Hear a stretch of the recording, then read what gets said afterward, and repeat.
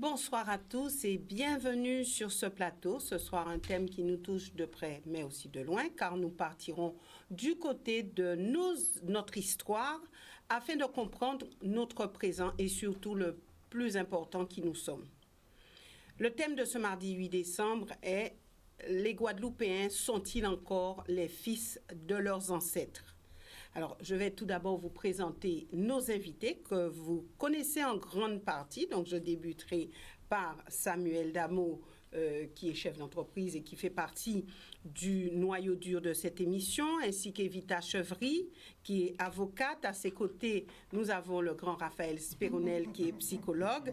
Peut-être pas par la taille, mais grand dans le fait. Par le ventre, oui. Oui. Et puis, nous avons notre invité du soir, qui est Christophe Wachter, que vous connaissez parce que c'est un monsieur qui a eu à être sur les plateaux de télé souvent.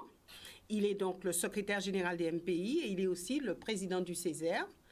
À ses côtés, nous avons un homme que vous ne connaissez pas du tout, mais que vous aimez bien, qui est Harry Ancelade, chef d'entreprise au niveau du BTP, mais il est aussi ingénieur de formation. Voilà pour cette présentation. Et puis, ce soir, le thème qui est un thème ô combien important, un thème brûlant aussi, mais comme vous le savez, il n'y aura pas de langue de bois sur ce plateau parce qu'il faut que les choses soient dites. Madame, Messieurs, bonsoir et merci d'être là. Alors, la première question, puisque vous avez ce thème, la première question, c'est quoi un Guadeloupéen? C'est qui un Guadeloupéen? Alors, puisque le thème, je le rappelle, les Guadeloupéens sont-ils encore les fils de leurs ancêtres? Alors, le Guadeloupéen, c'est qui? Mais je débuterai avec Samuel, puisque... Je peux laisser la parole à une seule femme.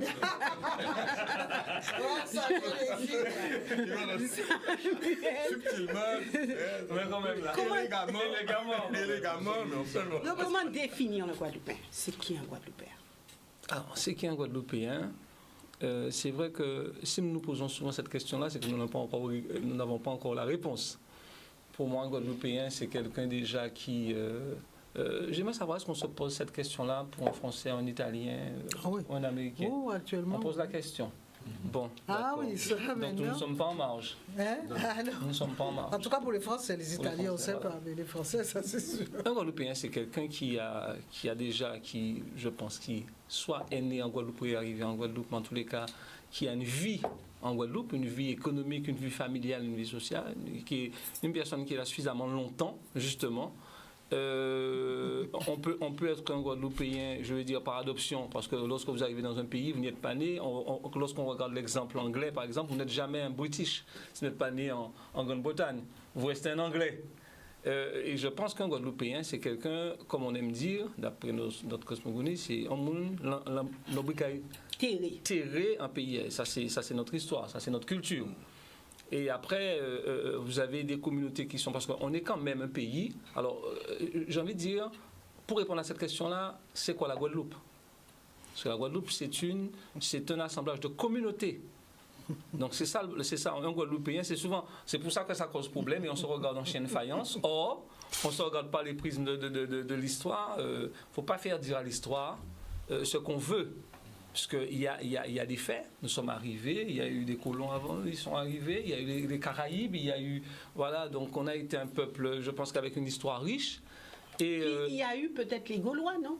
Ah non, pas du tout, il n'y a pas eu les Gaulois, surtout pas. Alors dans les livres d'histoire, et ça on le connaît bien, on a vraiment appris nos ancêtres les Gaulois. Alors je pense que l'éducation, l'État a eu une lourde responsabilité justement dans cette, j'ai envie de dire, dans ce fouillis-là, dans ce cafouillage-là, l'État, l'éducation nationale reste une compétence régalienne. Et dans tous les pays, on apprend son histoire et on apprend d'où on vient, parce que l'éducation nationale, lorsque vous formez un enfant dès son jeune âge, ça a une incidence importante sur toute sa vie. Donc les petits Antillais, un Guyanais, un petit Guadeloupéen, un petit Martiniquais, il n'a jamais eu à apprendre son histoire. Il ne s'est jamais vu à travers les livres, il ne s'est jamais projeté. Il a lu l'histoire des autres. Il a bien appris l'histoire des autres, mais ce n'est pas son histoire. Donc, je pense que l'éducation nationale a une lourde responsabilité. D'ailleurs, ça continue, puisque plus ça va, c'est plus l'État considère les Guadeloupéens comme des êtres qui ne sont pas majeurs. Or, je pense que les enseignants guadeloupéens devraient être des coproducteurs du contenu de ce qu'on apprend à l'école aux enfants. Et c'est ça qui nous échappe, puisqu'on dit que c'est un droit purement régalien. Donc, si c'est un droit purement régalien, nous n'avons rien à dire. Alors, c'est qui un Guadeloupéen? Alors un Guadeloupéen, comme j'ai dit, c'est quelqu'un qui est, pour moi, c'est quelqu'un qui est né en Guadeloupe, c'est quelqu'un qui vit en Guadeloupe, c'est quelqu'un qui a ses intérêts en Guadeloupe, c'est quelqu'un dont la famille a une histoire dans le pays, et c'est surtout quelqu'un qui aime son pays. Parce que, vous savez, il y a des gens qui j'ai envie de dire, il y a des gens qui arrivent ici et parfois qui ont l'amour du pays comme nous-mêmes. Et qui parfois, je ne vais pas prendre d'exemple parce qu'on regarde ce qui se fait au pays, ne serait-ce qu'au point de vue environnement et tout ça. Il y a des gens qui arrivent et qui prennent soin du pays. Alors j'ai envie de dire, ces gens-là, peut-être qu'ils ne sont pas guadeloupéens d'origine, mais en tous les cas, pour moi, ce sont des Guadeloupéens parce qu'ils font attention au pays. D'accord. Evita. Oh, je pense que c'est Pour vous. extrêmement complexe de définir ce que c'est qu'un Guadeloupéen, dans la mesure où... Aussi complexe que nous le sommes? Ah oui. Et j'avoue que dans la mesure où nous ne sommes pas une nation et qu'on tente à devenir affaire pays, c'est très difficile de pouvoir définir qu'est-ce que c'est qu'un Guadeloupéen. Mais je pense qu'à la base, ce sont d'abord les gens qui sont liés par l'histoire à cette terre-là. Je suis d'accord avec ce que vient de dire Sam. Et je dirais que, en fait, dans le sujet, les Guadeloupéens sont-ils encore, d'ailleurs, le encore est intéressant, les fils de leurs ancêtres, en fait, on sera amené obligatoirement à parler d'une partie de la population. Donc c'est pour ça que je dis que c'est toujours très complexe de pouvoir nous définir en tant que Guadeloupéens, puisque on n'est pas pays, on n'est pas un pays, on n'est pas une nation. Donc nous disons que nous sommes liés à ce pays par la terre, c'est évident, et par l'histoire. Maintenant, en fait, quand on dit ça, ça veut dire que pensez-vous de ceux qui viennent d'ailleurs? Et en fait, c'est ça la question. Parce que pour nous, il n'y a pas de problème qui se pose par rapport au se sent guadeloupéen. Comme il y a des gens qui se sentent profondément français. Et il y en a qui vous disent, il y a des Guadeloupéens qui vous disent, je ne me sens pas français, mais je suis francophile, par exemple, j'aime la culture française. Ou donc, je ne me sens pas africain, ou voilà, je ne me sens pas voilà. tel. Donc, enfin, français, c'est plus souvent, puisqu'on est lié juridiquement au moins à la France. Donc, c'est pour ça que je dis que c'est d'abord être Guadeloupéen, se sentir Guadeloupéen, et se sentir Guadeloupéen, c'est obligatoirement le lien de chair et de sang que nous avons avec cette terre-là. Donc maintenant, la question de ceux qui viennent d'ailleurs est posée. Sont-ils Guadeloupéens ou pas? Et c'est cette question à laquelle on ne répond pas souvent. Et de toute façon, va falloir y répondre ce soir. Et je passe le tour de Raphaël. Je vais de l'autre côté du plateau avec Harry. Même question. Je peux laisser passer. Oui, je laisse, oui. Parce, en fait, c'est ça. On a envie de laisser passer. Non, je n'ai pas envie de laisser passer parce que... Non, je préfère laisser passer. Je ne voulais pas commencer déjà par choquer tout de suite. Oh non, on ne pose pas de joker dans cette émission, on ne laisse pas passer le tour. Mais vous savez, moi, j'ai un problème avec cette définition parce que pendant très longtemps, j'avais une vision qui était simple, claire pour moi, sans discussion. Être guadeloupéen, pour moi, était clairement défini. Je ne vous cacherai pas que depuis 2003, quand je suis à l'étranger, on me demande ce que je suis français, c'est ce que mon peuple a décidé. Avant, je répondais, je suis guadeloupéen. J'ai failli ne pas rentrer en Martinique une fois, en 83-84, parce que j'avais écrit sous la feuille qu'on te faisait remplir, il fallait mettre donc, ce qu'on était. J'avais mis guadeloupéen et au contrôle, on m'a dit, on ne sait pas ce que c'est. Et en Martinique, on a failli, et je suis resté bloqué. Et le gars m'a dit, il faut écrire ce que vous êtes. J'ai dit, mais j'écris ce que je suis guadeloupéen. Et il m'a bloqué. Il a fallu en Martinique. À l'aéroport. Ah non, mais j'ai eu un problème sérieux. Bernard Petit-Jean-Auger, qui m'attendait après un certain temps, a dû rentrer pour venir voir. Il a dû essayer de faire un forcing. Moi, j'ai dit, je me connais qu'en tant que guadeloupéen. Eh bien, le type m'a dit, je ne connais pas. Pour moi, je ne sais pas ce que c'est, donc vous ne pouvez pas entrer en Martinique. Et ça a été un combat qui a duré longtemps, parce que moi, je dis, je ne sais pas mettre autre chose. Par contre, maintenant, je mets français sans hésiter. Hein. Moi, mon peuple a décidé que je suis français pour moi. Moi, je suis un démocrate, mon peuple décide, et je suis. Donc, le Guadeloupéen, on ne peut pas le définir maintenant. Ah, mais c'est un Français qui vient en Guadeloupe. C'est un Français qui vient en Guadeloupe. C'est ce qu'on a décidé pour l'instant. Peut-être qu'à la fin du débat, on va peut-être me faire apprendre autre chose. Hein. On va peut-être aller plus loin et peut-être savoir autre chose. Mais moi, de façon basique, ma définition... Et vos ancêtres, en 2000, ils étaient qui? Oh là là. Alors, Mais c'est ça qui est intéressant, c'est ça le sujet. Les fils ont encore des ancêtres. Alors là, quant à ça... C'est ça. Après une émission... Plus qu'au Guadeloupéen. On a eu une émission une fois où quelqu'un m'avait dit qu'il n'y avait pas de race et je lui avais dit, maintenant je ne sais plus qui je suis même. On peut me dire race. On était ici, quelqu'un avait dit, il n'y a pas de race. Et moi, je lui avais moi, je dis, là, vraiment, ce matin, je me suis réveillé, je ne sais plus qui je suis. Il dit, je croyais que j'étais un homme de race noire, et maintenant, j'apprends que je n'ai plus de race. Donc, déjà, je n'avais pas de pays. Maintenant, je ne sais plus où je suis. Donc, ne me posez pas trop de questions comme ça pour l'instant. Bon, ben, je vais me taire ce soir, je ne pose plus de questions. Non. C'est ça? Pour l'instant, non, il faut laisser le. Bon, on va passer à Christophe. Alors oui, pour la définition du Guadeloupéen, moi je dirais qu'il y a un critère, un lien, un attachement à ce territoire, un attachement à cette culture. Et la définition que je donne au terme guadeloupéen, elle va, j'ai envie de dire, au-delà de ce qu'on appelle le droit du sol ou le droit du sang, qui sont traditionnellement les critères qu'on prend pour définir la nationalité. Je dirais qu'elle va jusqu'au niveau du droit du cœur. Je crois que lorsqu'on se sent attaché à ce territoire, un territoire géophysique, qui est l'archipel de la Guadeloupe, lorsqu'on se sent attaché à cette culture ou lorsqu'on se sent attaché à une population qui est la population guadeloupéenne, on a le droit de se revendiquer comme Guadeloupéen. Je le dis parce que je considère qu'on est une terre d'accueil, quoi qu'on dise. Il y a des personnes qui ont été accueillies en Guadeloupe parce qu'elles ont été envoyées en Guadeloupe par la force, d'autres qui sont venues par leur propre volonté, d'autres qui se retrouvent ici peut-être par le fait du hasard. Mais je ne disputerai jamais à aucune de ces catégories le sentiment de se dire ou de se définir comme Guadeloupéen. Je voudrais vraiment qu'on aille jusqu'au niveau du droit du cœur, et dès lors qu'on est attaché à ce peuple, à cette culture ou à ce territoire, j'accepterais qu'on se définisse comme Guadeloupéen. Je voudrais juste poser une question à Christophe, parce que ça...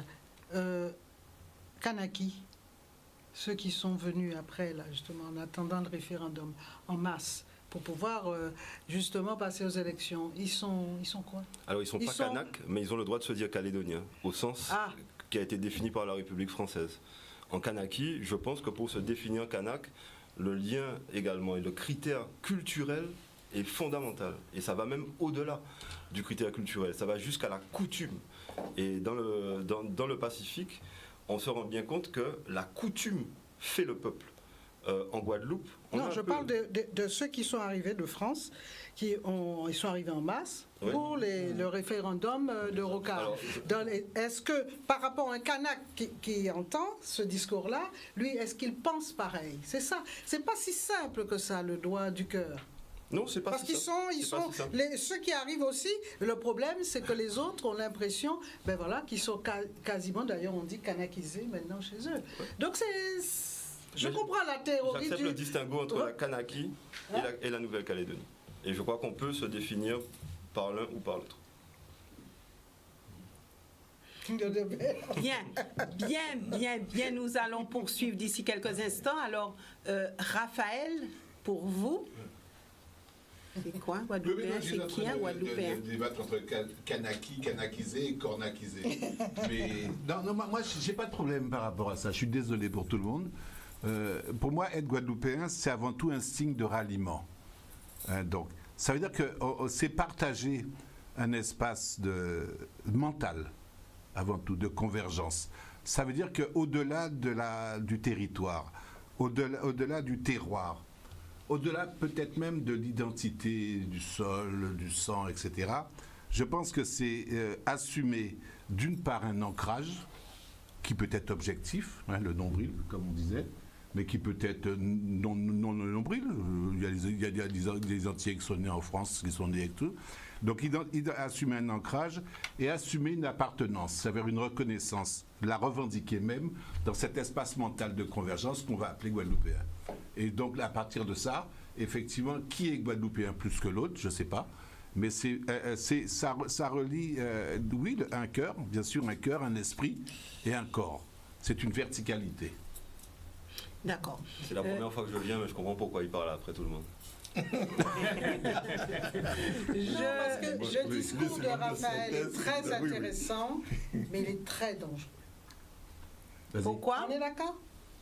Non, parce que je pense que quand on est enfin, je prends le principe de la Guadeloupe notamment. On ne s'est pas nous-mêmes déjà définis par rapport à ce que nous voulons, à ce que... Il est très difficile de tenir un discours pareil parce que il y a quand même... Il faut tenir compte des rapports de force qu'il y a dans ce pays-là. Oui, mais ça n'empêche pas. Et on ne peut pas, justement, parce que les rapports de force sont tels que si en plus on vient rajouter le fait de, je suis guadeloupéen comme toi tu l'es, je ne sais pas. C'est un discours excessivement dangereux. Il est à peu près guadeloupéen? Non, c'est pas ça.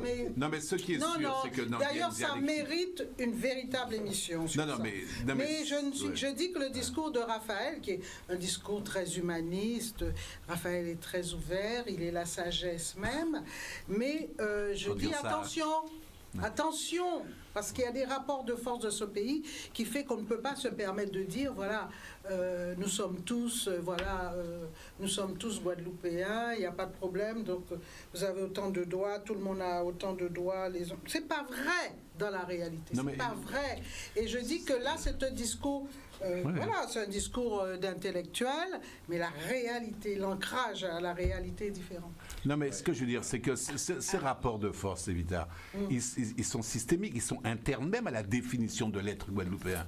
C'est pas une enveloppe, c'est quelque chose de dynamique, c'est une dialectique historique, temporelle, spatiale et aussi verticale et donc effectivement, moi je me reconnais tout à fait dans ce que tu dis. Hein. Je te dis tout de suite. Il n'y a pas de séparation.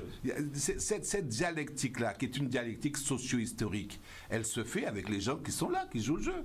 Et donc par rapport à ces gens-là, il y a effectivement des acteurs sociaux qui peuvent, il y a des acteurs des forces en présence, il y a une dialectique, une dynamique de ces acteurs, et il y a des auteurs. Donc, et moi, je ne confonds pas un acteur social et un auteur social.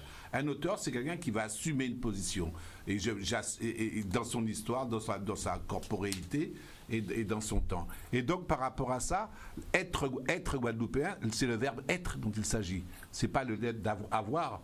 Et donc, l'être, l'essence, la quintessence n'est pas simplement existentielle, elle est aussi liée à une immanence. Bon, je vais me dire que je parle trop haut, mais elle est liée à quelque chose qui quand même verrouille l'individu. Un petit peu, c'est quand même le bonhomme de Manpower.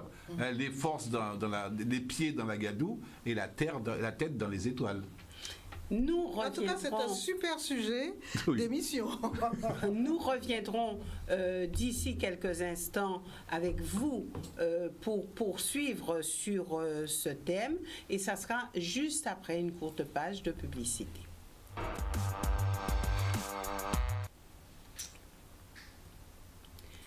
Voilà, nous revenons au sein de notre émission. Pour ceux qui prennent donc cette émission en cours, les Guadeloupéens sont-ils encore les fils de leurs ancêtres? Alors c'est vrai qu'il y a une première partie afin de définir le Guadeloupéen, qui est Guadeloupéen.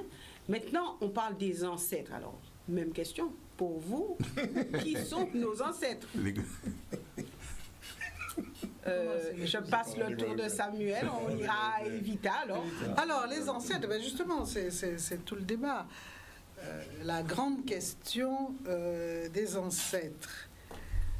Les ancêtres, ce sont moi. Je dis que pour moi, les ancêtres sont ceux qui vont jusqu'au-delà de la mer, en Afrique. Pendant très longtemps, on a résumé, d'ailleurs même maintenant encore, il y a des groupes de pensée qui arrêtent le mot ancêtre à éventuellement le grand-père et à l'arrière-grand-père. Mais c'est vrai que pendant très longtemps, on a considéré que l'ancêtre, c'était le premier, en fait, qui était arrivé en Guadeloupe avec les chênes, puisqu'on a longtemps dit qu'on était né des chênes. Et maintenant, il y a un débat très intéressant, et puis un bouillonnement autour de l'Afrique et la reconnaissance de l'Afrique. Donc, obligatoirement de dire qu'au-delà de l'homme enchaîné qui a posé le pied sur le sol guadeloupéen, il est venu avec une histoire. Et c'est cette histoire qui nous rattache à nos ancêtres. Malheureusement, la lignée a été brisée. Donc, on va arriver sur cette lignée. Donc, c'est un débat fort intéressant, mais pour moi, je pense que moi, quand je parle des ancêtres, je parle obligatoirement de ceux qui viennent de la mer Afrique. D'accord. Afrique ou Afrique ici? Comme une comment? pauvre Afrique. Afrique ou Afrique? La mer Afrique? Ah, de la mer, Oui. l'Afrique, la mer. Voilà. M-E-R-E. Afrique. Voilà. Ah, oui. D'accord, mais Samuel. Voilà, puisque Samuel. Toujours un peu dans ce que dit, dans la lignée de ce que dit, au doigt fil de ce que dit Vita, j'ai envie de dire que nos ancêtres, nous avons les mêmes ancêtres que tous les hommes. L'Afrique est le berceau et l'ancêtre de l'humain. Et l'homme noir qui est l'ancêtre de la race humaine. Donc quelque part, c'est quelque chose qu'on partage. Et si justement, toutes ces problématiques, le fait que nous étions le tout monde, est-ce que c'est pas le tout monde de la Guadeloupe? Parce que nous regardons des îles à côté, Barbade et Trinidad, enfin d'autres îles à côté, nous avons une histoire de communauté. C'est ce qui on en fait un handicap, mais peut-être que c'est ce qui est la richesse aussi de notre pays. Donc, je pense que nos ancêtres ne sont pas au terme, comme on le dit. C'est pas, ça ne s'arrête pas à nos ancêtres, nos arrière-grands-parents, mais à ceux qui ont donné vie à l'humanité. C'est peut-être ce qui fait notre richesse. Je pense que la Guadeloupe est le tout monde en matière de culture musicale, en matière de sport. Dans tout ce qu'on vit, on voit bien que la Guadeloupe a un message différent, une culture à faire passer. Nous sommes riches de certaines choses, nous ne le savons pas et nous nous freinons parce que justement nous nous arrêtons à des phénomènes qui datent de la révolution industrielle tout récemment. Donc je pense qu'il faut dépasser ça et justement faire de cette, j'ai envie de dire, de cette diversité-là une richesse pour pouvoir se dire que pas voir l'Afrique comme étant nos ancêtres, comme étant une possession. Voir que l'Afrique nous a donné une ouverture sur le monde. Nous sommes des Africains, forcément, mais c'est aussi l'ancêtre de tous les hommes, de toute l'humanité. Donc nous sommes quelque peu chinois, nous sommes quelque peu... Alors je ne dirais pas ça, ce sont les Chinois qui sont un peu nous. Ah oui. Voilà, si on développe, si on va plus loin, ce sont les Chinois qui sont un peu nous. Toutes les communautés, les ethnies peuvent se retrouver à travers ce que nous sommes. Parce que toutes ces communautés-là, Christophe l'a dit, les gens arrivent en Guadeloupe. Regardez bien les phénomènes. Parfois, vous avez des touristes qui arrivent pour passer 10 jours et qui rentrent, qui vendent ce qu'ils ont et qui viennent habiter en Guadeloupe. Il y a énormément de touristes qui viennent comme ça. Donc parfois c'est volontaire, parfois ils y débarquent pour faire commerce. On est encore quelque part comme une sorte de route du commerce. Donc la Guadeloupe c'est justement c'est garder toutes ces communautés autour. On a quelque part ce côté hospitalier, mais c'est puissant. Oui, avec du mal quelquefois à vivre ensemble. Avec du mal à vivre ensemble, même plus entre nous qu'avec les communautés avec lesquelles nous vivons. Donc c'est peut-être ça, c'est peut-être où le bas blesse, mais je pense que nous sommes tout ça. Nous sommes tout ça.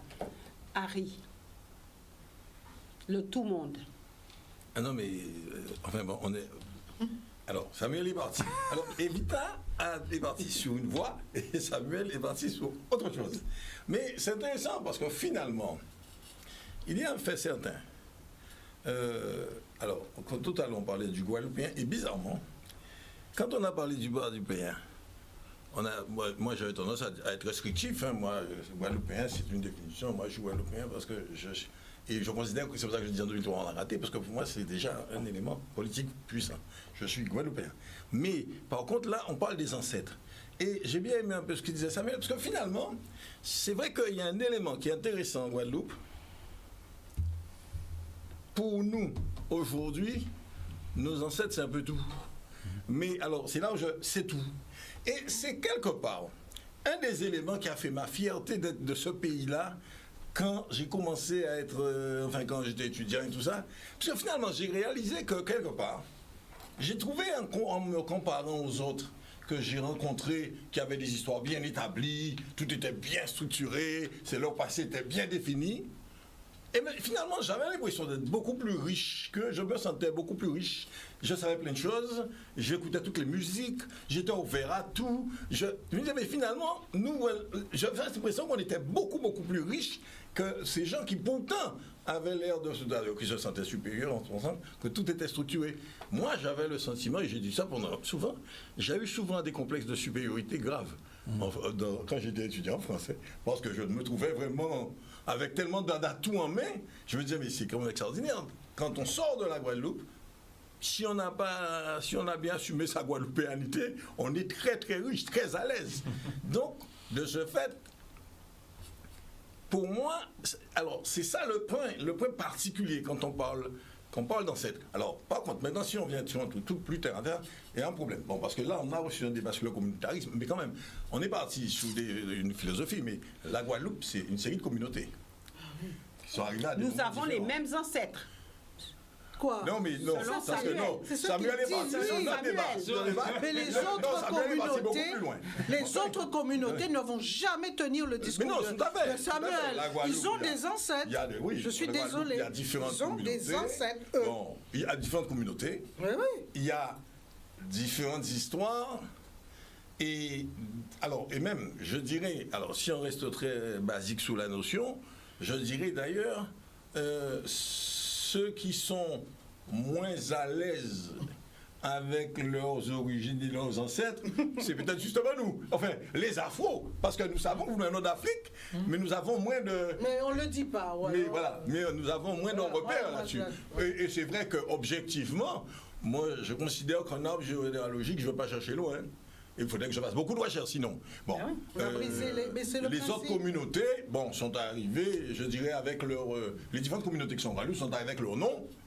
Leur nom, et leur nom avait une histoire, enfin, leur nom avait des origines. Bon, et donc, le débat à ce niveau-là, après, c'est... Bon, on va y arriver. On va y arriver, parce Christophe. qu'après, ça ouvre la porte à un autre débat. Nos ancêtres. Les ancêtres, au risque de paraître un peu mystique, je dirais que les ancêtres sont ceux qui ont laissé une empreinte spirituelle dans laquelle il est possible de marcher, pour ceux qui ont suivi. Ça veut dire que ce sont des personnes qui, par leur passage, ont souffert, ont travaillé, sont morts souvent. Il y a des ancêtres qui ne sont jamais arrivés sur les rives de cette terre, qui sont restés sous la mer. D'ailleurs, Derek Walcott dit que tous les peuples de la Caraïbe se sont formés sous la mer pour cette raison-là, parce qu'on a des ancêtres qui sont sous la mer. Tous ceux qui ont investi pour ce pays-là. Enfin bref, tous ceux qui nous permettent, nous, aujourd'hui, de nous référer à quelque chose. Et là-dessus, bien sûr, en fonction des communautés d'appartenance, en fonction de là où on remonte dans notre généalogie, évidemment, si on va au maximum de cette échelle, on va remonter jusqu'à l'Afrique, mais on peut se référer à la génération qui nous a précédés, aux 4 générations qui nous ont précédés. Pour moi, les ancêtres sont tous ceux qui ont laissé une trace dans laquelle moi, je peux marcher, parce qu'ils m'ont donné une raison d'être fier d'eux, simplement parce qu'ils m'auront laissé un héritage, que ce soit un héritage intellectuel, matériel, que ce soit aussi l'héritage de leur souffrance, comme je le disais, ceux qui sont morts dans des bateaux qu'on a jetés par-dessus bord. J'estime que tout cela sont nos ancêtres. Et tous ceux qui nous donnent aujourd'hui une fierté, une raison de nous raccrocher à l'histoire de leur vie. Je considère tout cela comme des ancêtres, même s'ils ne sont pas arrivés sur les rives de nos terres. D'accord. Oui, il ne faut plus que je parle en dernier, parce qu'après, ça fait Itémissaès. Non. Je rejoins ce que dit Christophe par rapport aux ancêtres, en signalant dans le débat la difficulté qu'il y a chez nous de la traçabilité. Et c'est important quand on va faire les ancêtres, parce qu'à partir du moment où on parle d'ancêtres, on parle de lignée. À partir du moment où on parle de lignée, on parle de filiation, donc on parle de traces et de prolongement. Donc soit la remontée en arrière, c'est un mur, et on ne peut pas aller très loin à part 3-4 générations, soit c'est un tremplin, et on parle plus des descendants que des ancêtres. Il y a seulement un truc que je vais dire par rapport à l'Afrique. Je signale à mes chers amis autour de la table que l'Afrique, c'est un continent, Oui. c'est pas un pays. Oui. C'est non. Et que donc, entre les Africains eux-mêmes et la culture africaine, il y a des différences plus grandes que les différences qu'il y a en Europe. Vous n'avez pas comparé un Zaïrois à un Béninois, quelqu'un du Nord et quelqu'un du Sud, un musulman et un chrétien, un animiste et un monothéiste, etc., etc. L'Afrique, c'est une mosaïque à la dimension au moins de ce qu'on a trouvé en Guadeloupe. Donc dire que l'Afrique est notre... bien sûr, c'est la mère de tous les... Il y a un petit bien d'accord. Mais même dans la traçabilité, dans la remontée, j'essaie de le faire. Hein, bon, moi, je connais bien la République démocratique du Congo. Ça n'a rien à voir avec toutes les parties plus ou moins francophones de l'Afrique, le Cameroun, la Côte d'Ivoire et compagnie. Le Bénin, le Lagos, le Nigeria, le Libéria, ça n'a rien à voir non plus. Le Mali, donc c'est une mosaïque. Donc il y a une première souche qui vient de là, mais qui est vraiment une souche, puisque tu parlais de tout le monde, c'est vraiment le rhizome. Bon. La deuxième souche, c'est bien sûr l'Inde, mais l'Inde c'est encore pire. Au niveau d'éclatement de population, de culture, de religion, d'individus, c'est une mosaïque à l'infini. Donc oui, d'accord, je ne fais pas une mythologie. Il y a une Afrique mythique. Il y a une Afrique mythologique, il y a une Afrique qui remonte à quelque chose qui est comme une utopie fondatrice. Oui, l'Inde aussi, pour ceux qui le veulent. Oui, d'accord. Je préfère Christophe. Personnellement, on a essayé, comme tout le monde, de faire des arbres généalogiques, de faire des trucs comme ça, parce qu'à un moment, on a tous le démon des origines, on veut tous savoir d'où on vient, etc. On ne remonte pas à plus de 3-4 générations. Au-delà, c'est l'opacité totale. Et c'est de la mythologie. Alors par contre, il faut des mythes fondateurs. Par contre, il faut des légendes qui servent à porter, à servir de socle aux nations qui vont venir après. Parce que c'est les nations qu'il s'agit de constituer. Mais sinon, c'est très difficile de remonter très loin dans la filiation ou dans la lignée. Parce qu'il ne faut pas oublier qu'on a volontairement brisé la lignée. Oui, bien sûr. Bien sûr, donc, bien sûr. je veux dire... Oui, bien sûr. Et puis, il faut... Bon, on va en parler tout à l'heure. Le problème, c'est l'énorme problème qu'on a, c'est la question de l'oubli qui a été imposé pendant très longtemps et que les ancêtres avaient intégré eux-mêmes. Eh oui. Oui. J'aime bien le terme qu'emploie Raphaël, qu'elle a parlé de rhizome, parce que je crois que je ne sais pas si c'est Alain Jean-Marie ou Jacques Schwarzbord qui avait utilisé ce terme. Ah non, ça commence avec confiance. Voilà. C'est toute l'école, la créolité martiniquaise. Tous créoles. Voilà, tous créoles. C'est pour ça que je dis, peut-être qu'elle n'a pas saisi ce que j'ai dit, mais j'ai quelque part presque ce que tu dis, hein, Christophe, c'est vraiment ça. C'est-à-dire, on ne peut pas remonter. Quand il faut parler de descendance, d'ancêtres et tout ça. Les ancêtres, ça va plus loin que les descendants. Or, parfois, on ne les a pas connus. Et la traçabilité est difficile dans ce cas-là. C'est difficile. Donc, c'est ce qui fait, j'ai envie de dire, c'est ce qui a créé chez nous la culture du tout monde. Et quand Henri, je comprends très très bien quand Henri dit qu'il avait l'impression, presque une sorte de complexe de supériorité, que c'est ce qu'on ressent lorsqu'on discute avec des gens qui sont bien italien, bien français, bien espagnol, parce qu'on a l'impression d'avoir plusieurs, si vous voulez, des choses à leur apporter, parce qu'on est quelque part, on a toutes ces cultures-là, on a la possibilité de tout écouter. Quand vous écoutez une composition musicale de Guadeloupe, il y a le directeur de la SACEM qui me disait que c'est formidable comment, peut-être qu'on n'a pas les structures pour faire jouer les artistes et tout ça, mais qu'il voyait une grande richesse de tout ce qu'il a. Quand il est passé dans tous les territoires, la Guadeloupe est pour le territoire, il a connu le plus une richesse en matière de composition, mais qui est énorme par rapport à la métropole. Ça n'a rien à voir. Regardez bien la variété française. Regardez, voilà. Donc je pense que c'est ça. Quand je voulais parler que l'Afrique, pour moi l'Afrique c'est, je dis, c'est la patrie, c'est le genre humain. Du genre humain. Oui. Voilà, du genre humain. Mais on ne peut pas se dire, et parfois on peut se dire afro-descendant, ça me va. Mais quelque part, je dis que chez nous, pour nous, comme Christophe a dit, c'est si on marche dans les pas de nos ancêtres, eh bien, c'est difficile. Les ancêtres qu'on a du mal à percevoir. Voilà, si on marche dans les pas de nos ancêtres, c'est ceux qu'on a connus tout récemment. C'est-à-dire les grands-parents, les parents de nos grands-parents et tout ça. Et parfois, nos parents même sont incapables de nous en parler. Oui. Oui, ça Mais non, mais on n'a pas besoin de le connaître, puisqu'ils ont une Non histoire. pas les connaître, mais de nous en Ils ont parler. pas voilà, c'était la question qui se pose, c'est que cette question, elle est posée à une communauté, du moins à celle à laquelle j'appartiens, à qui pendant des siècles on a imposé l'oubli et la rupture avec le continent d'origine. Alors c'était. Alors, est-ce qu'on peut parler d'aveuglement collectif? D'aveuglement, en tout cas, il y a eu du refoulement, ça c'est sûr. Donc et même les nationalistes, ils ont changé maintenant de discours. Mais les nationalistes disaient que nous commencions à partir du bateau. Quand on arrivait sur le premier quai avec les chaînes. Or, il y a incontestablement ce besoin de se réapproprier une histoire. Alors, Raphaël, il paraît que génétiquement, on peut maintenant savoir de... Ah oui, tout à Voilà. fait. Oui, D'accord. tout à fait, Donc, oui, il y a oui. des gens qui font ces recherches. C'est évident, on a brisé des lignées. Donc, notre état civil, effectivement, pose problème.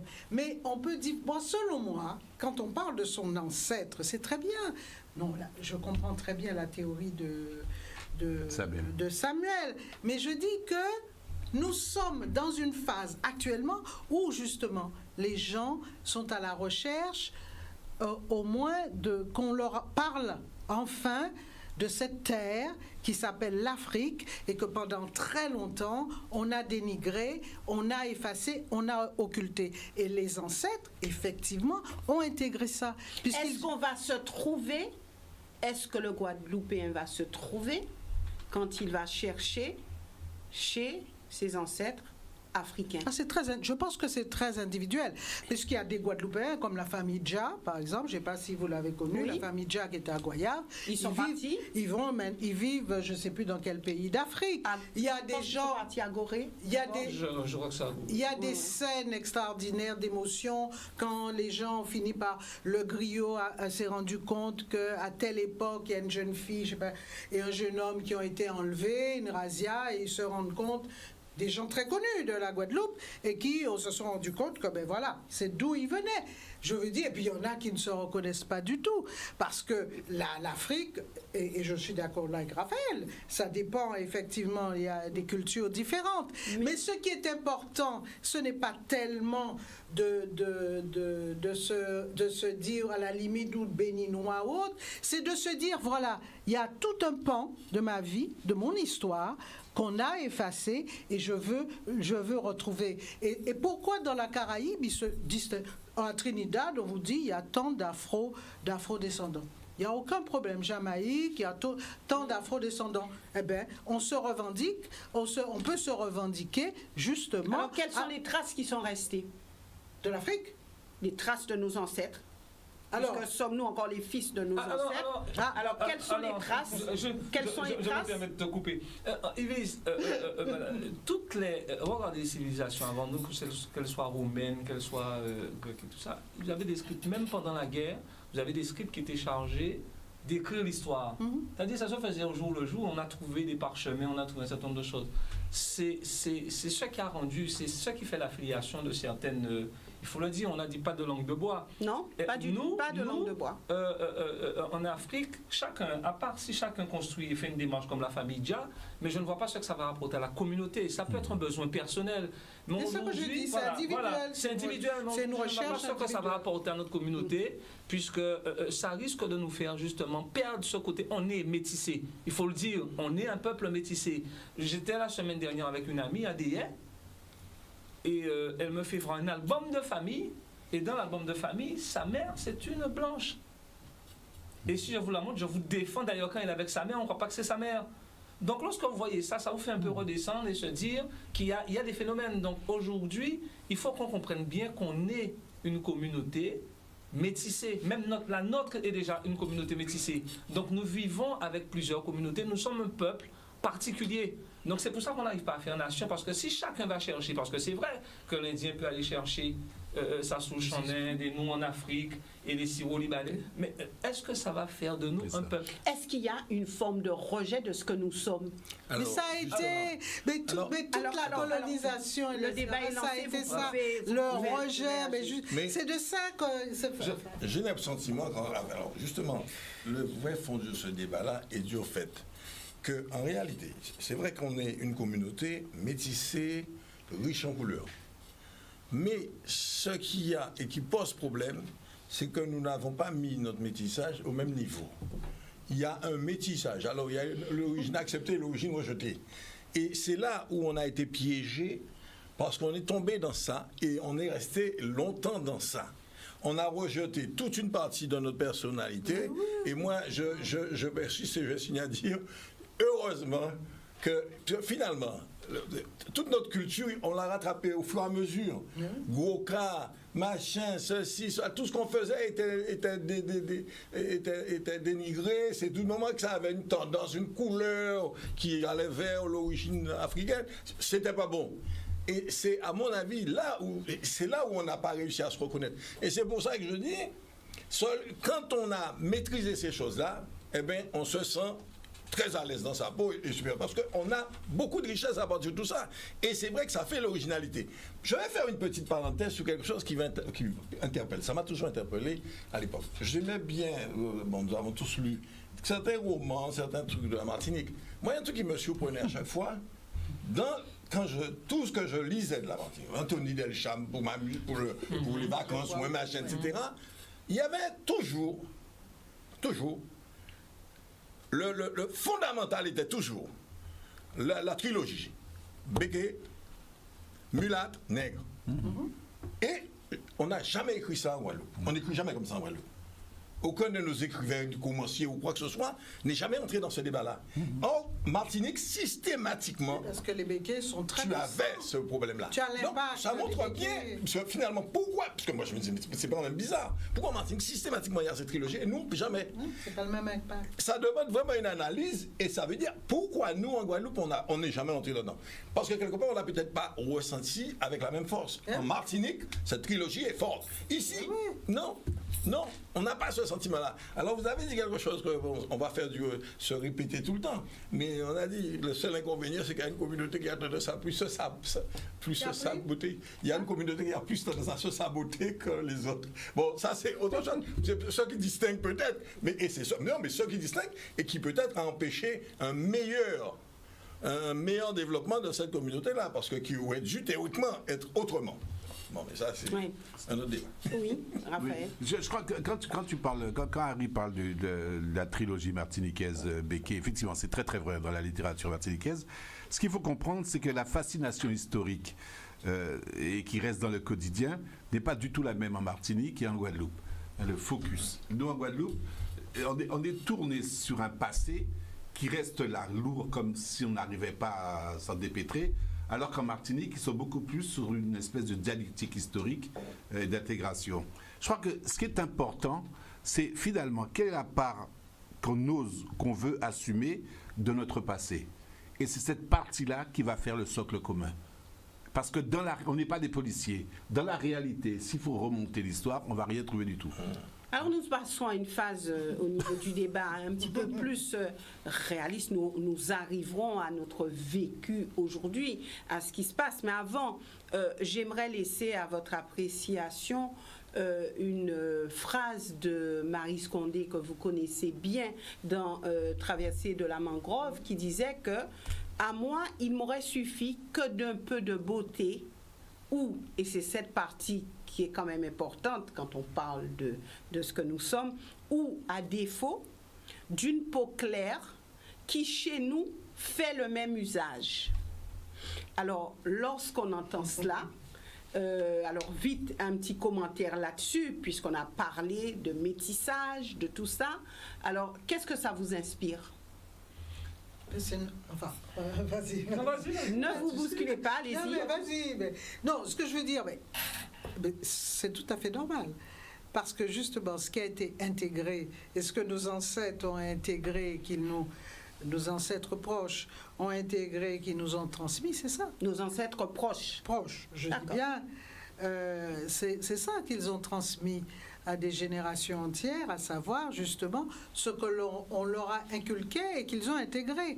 Parce qu'un système colonialiste ne réussit parfaitement quand le colonisé participe activement à son état de coloniser.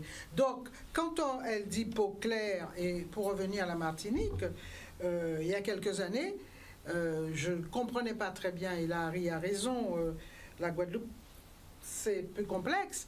Je ne comprenais pas très bien, une jeune femme, nous étions allés, étions jeunes, avocats, et on était partis un week-end voir nos amis de la Martinique, et il y a une jeune femme qui, chirurgien dentiste, ravissante, et qui, à la fin de la soirée, me fait des confidences. Et je ne comprenais pas au début ce qu'elle voulait me dire, en me disant, je ne suis pas invitée dans certaines familles, dans certaines soirées.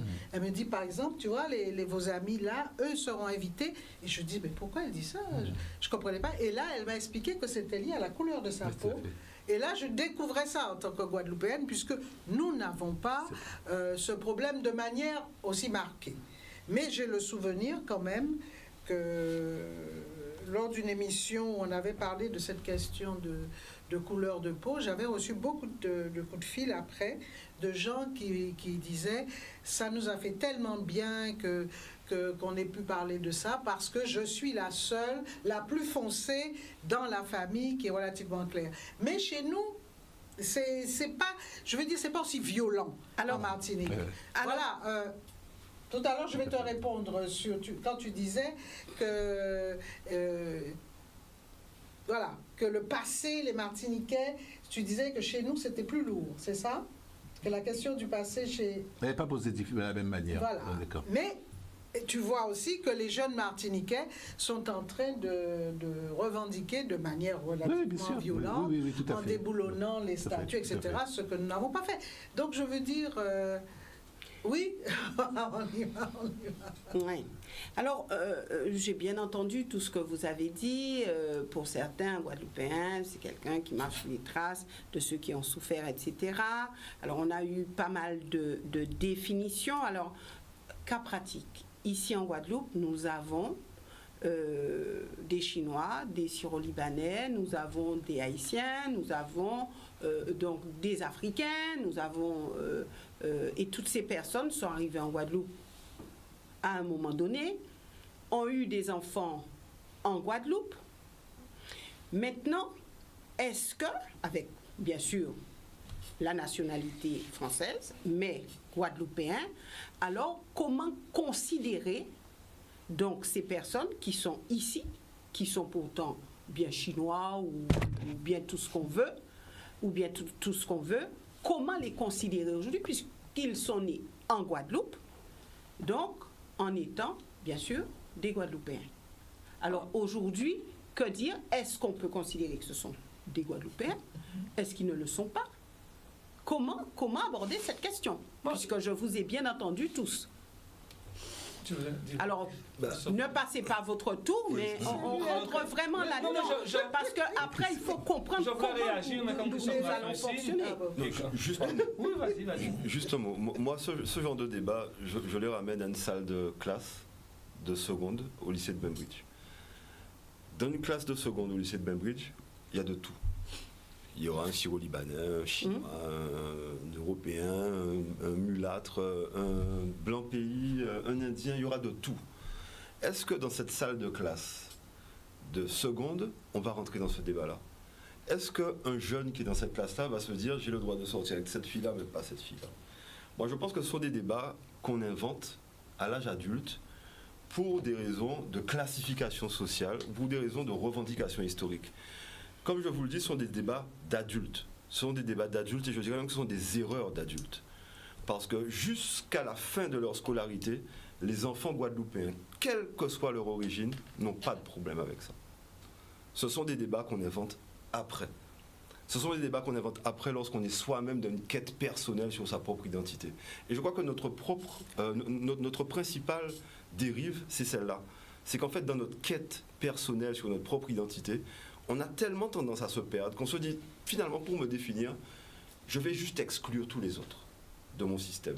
Et là, je vais mieux me reconnaître et mieux me comprendre. Et ça, c'est une erreur. Comme je vous dis, dans une salle de classe, ça n'arrive pas. Oui. Alors, Je vais répondre. J'aimerais. Ah non, Samuel. Vas-y. Non, vas-y. Mais non, vas-y, Samuel, tu n'as pas encore parlé. Ah, Samuel. Alors, je vais répondre à Christophe. Alors, tu vas répondre à Christophe et à moi parce que je suis d'accord avec ce qu'il dit. Non, mais je vais apporter quelques éléments. C'est vrai qu'on a des débats de salon et on a des débats d'une manière. C'est pas aujourd'hui que c'est ici. Si vous voulez. On se souvient tous des Tarzans qu'on achetait, des Zamblas et tout ça. Depuis la nuit des temps, en Afrique, c'était Tarzan qui était l'homme fort. Et lorsqu'il y avait un combat, en général, on se battait plus pour celui qui avait la peau claire. Ça, c'est une réalité. À l'école, vous étiez pétris pour ça. D'ailleurs, les Chinois ont missionné par Lee Gunther, qui est le fondateur, le créateur de l'économie bleue. Et il a été missionné pour écrire 365 recueils pour les enfants chinois, pour leur montrer ce qu'était, mais parce que ça participe, peut-être qu'on minimise ça, mais ça participe à l'élaboration de la construction même d'un peuple. C'est-à-dire, est-ce que vous vous reconnaissez, quand vous achetez un Zambla, vous avez tendance à vouloir être pour l'homme fort. Donc forcément, le Zambla blanc qui descend de son... Voilà, le Hakim est pareil. Voilà. Black. Voilà, le Black Law. Donc ce sont des choses, les bandes illustrées, ce n'est que maintenant, ce n'est qu'aujourd'hui, en 2018, 2019, 2020, qu'on commence à avoir des bandes illustrées avec des gens qui nous ressemblent. Mais c'est quand même particulier, parce que même en Afrique, c'était le même phénomène. Donc, les enfants ne se posent pas de questions non plus lorsqu'ils lisent ça. C'est un message subliminal qui est dangereux. Et c'est vrai que lorsqu'on est à l'école, on n'a pas ces problèmes-là parce qu'on fréquente un peu tout le monde, on sort, on fait les vies avec les copains et tout ça. Ça se gâte à l'âge adulte. Et regardez bien ce qui se passe à Jarry. Vous avez des gens qui, dans la journée, vous allez faire marcher leur commerce, vous allez discuter avec eux peut-être, mais jamais vous ne connaîtrez, vous ne saurez où ils habitent parce que vous ne serez pas autorisé par rapport à votre communauté. C'est une réalité sociologique. Vous ne pouvez pas avoir accès chez eux. Et ils sont construits comme ça et leurs enfants sont construits comme ça. C'est pour ça que je dis que c'est un pays où on ne doit pas se regarder. Les communautés ne peuvent plus se permettre de se regarder en chien de faïence. Parce que c'est ça le danger. Et Harry l'a dit tout à l'heure, chacun, on n'a pas mis dans le vase, on s'est mis un peu en dessous. On n'a pas vraiment, même si nous étions nombreux, mais on n'a pas mis au même niveau. Chaque communauté véhicule des cultures différentes. Oui, mais on doit accepter ça.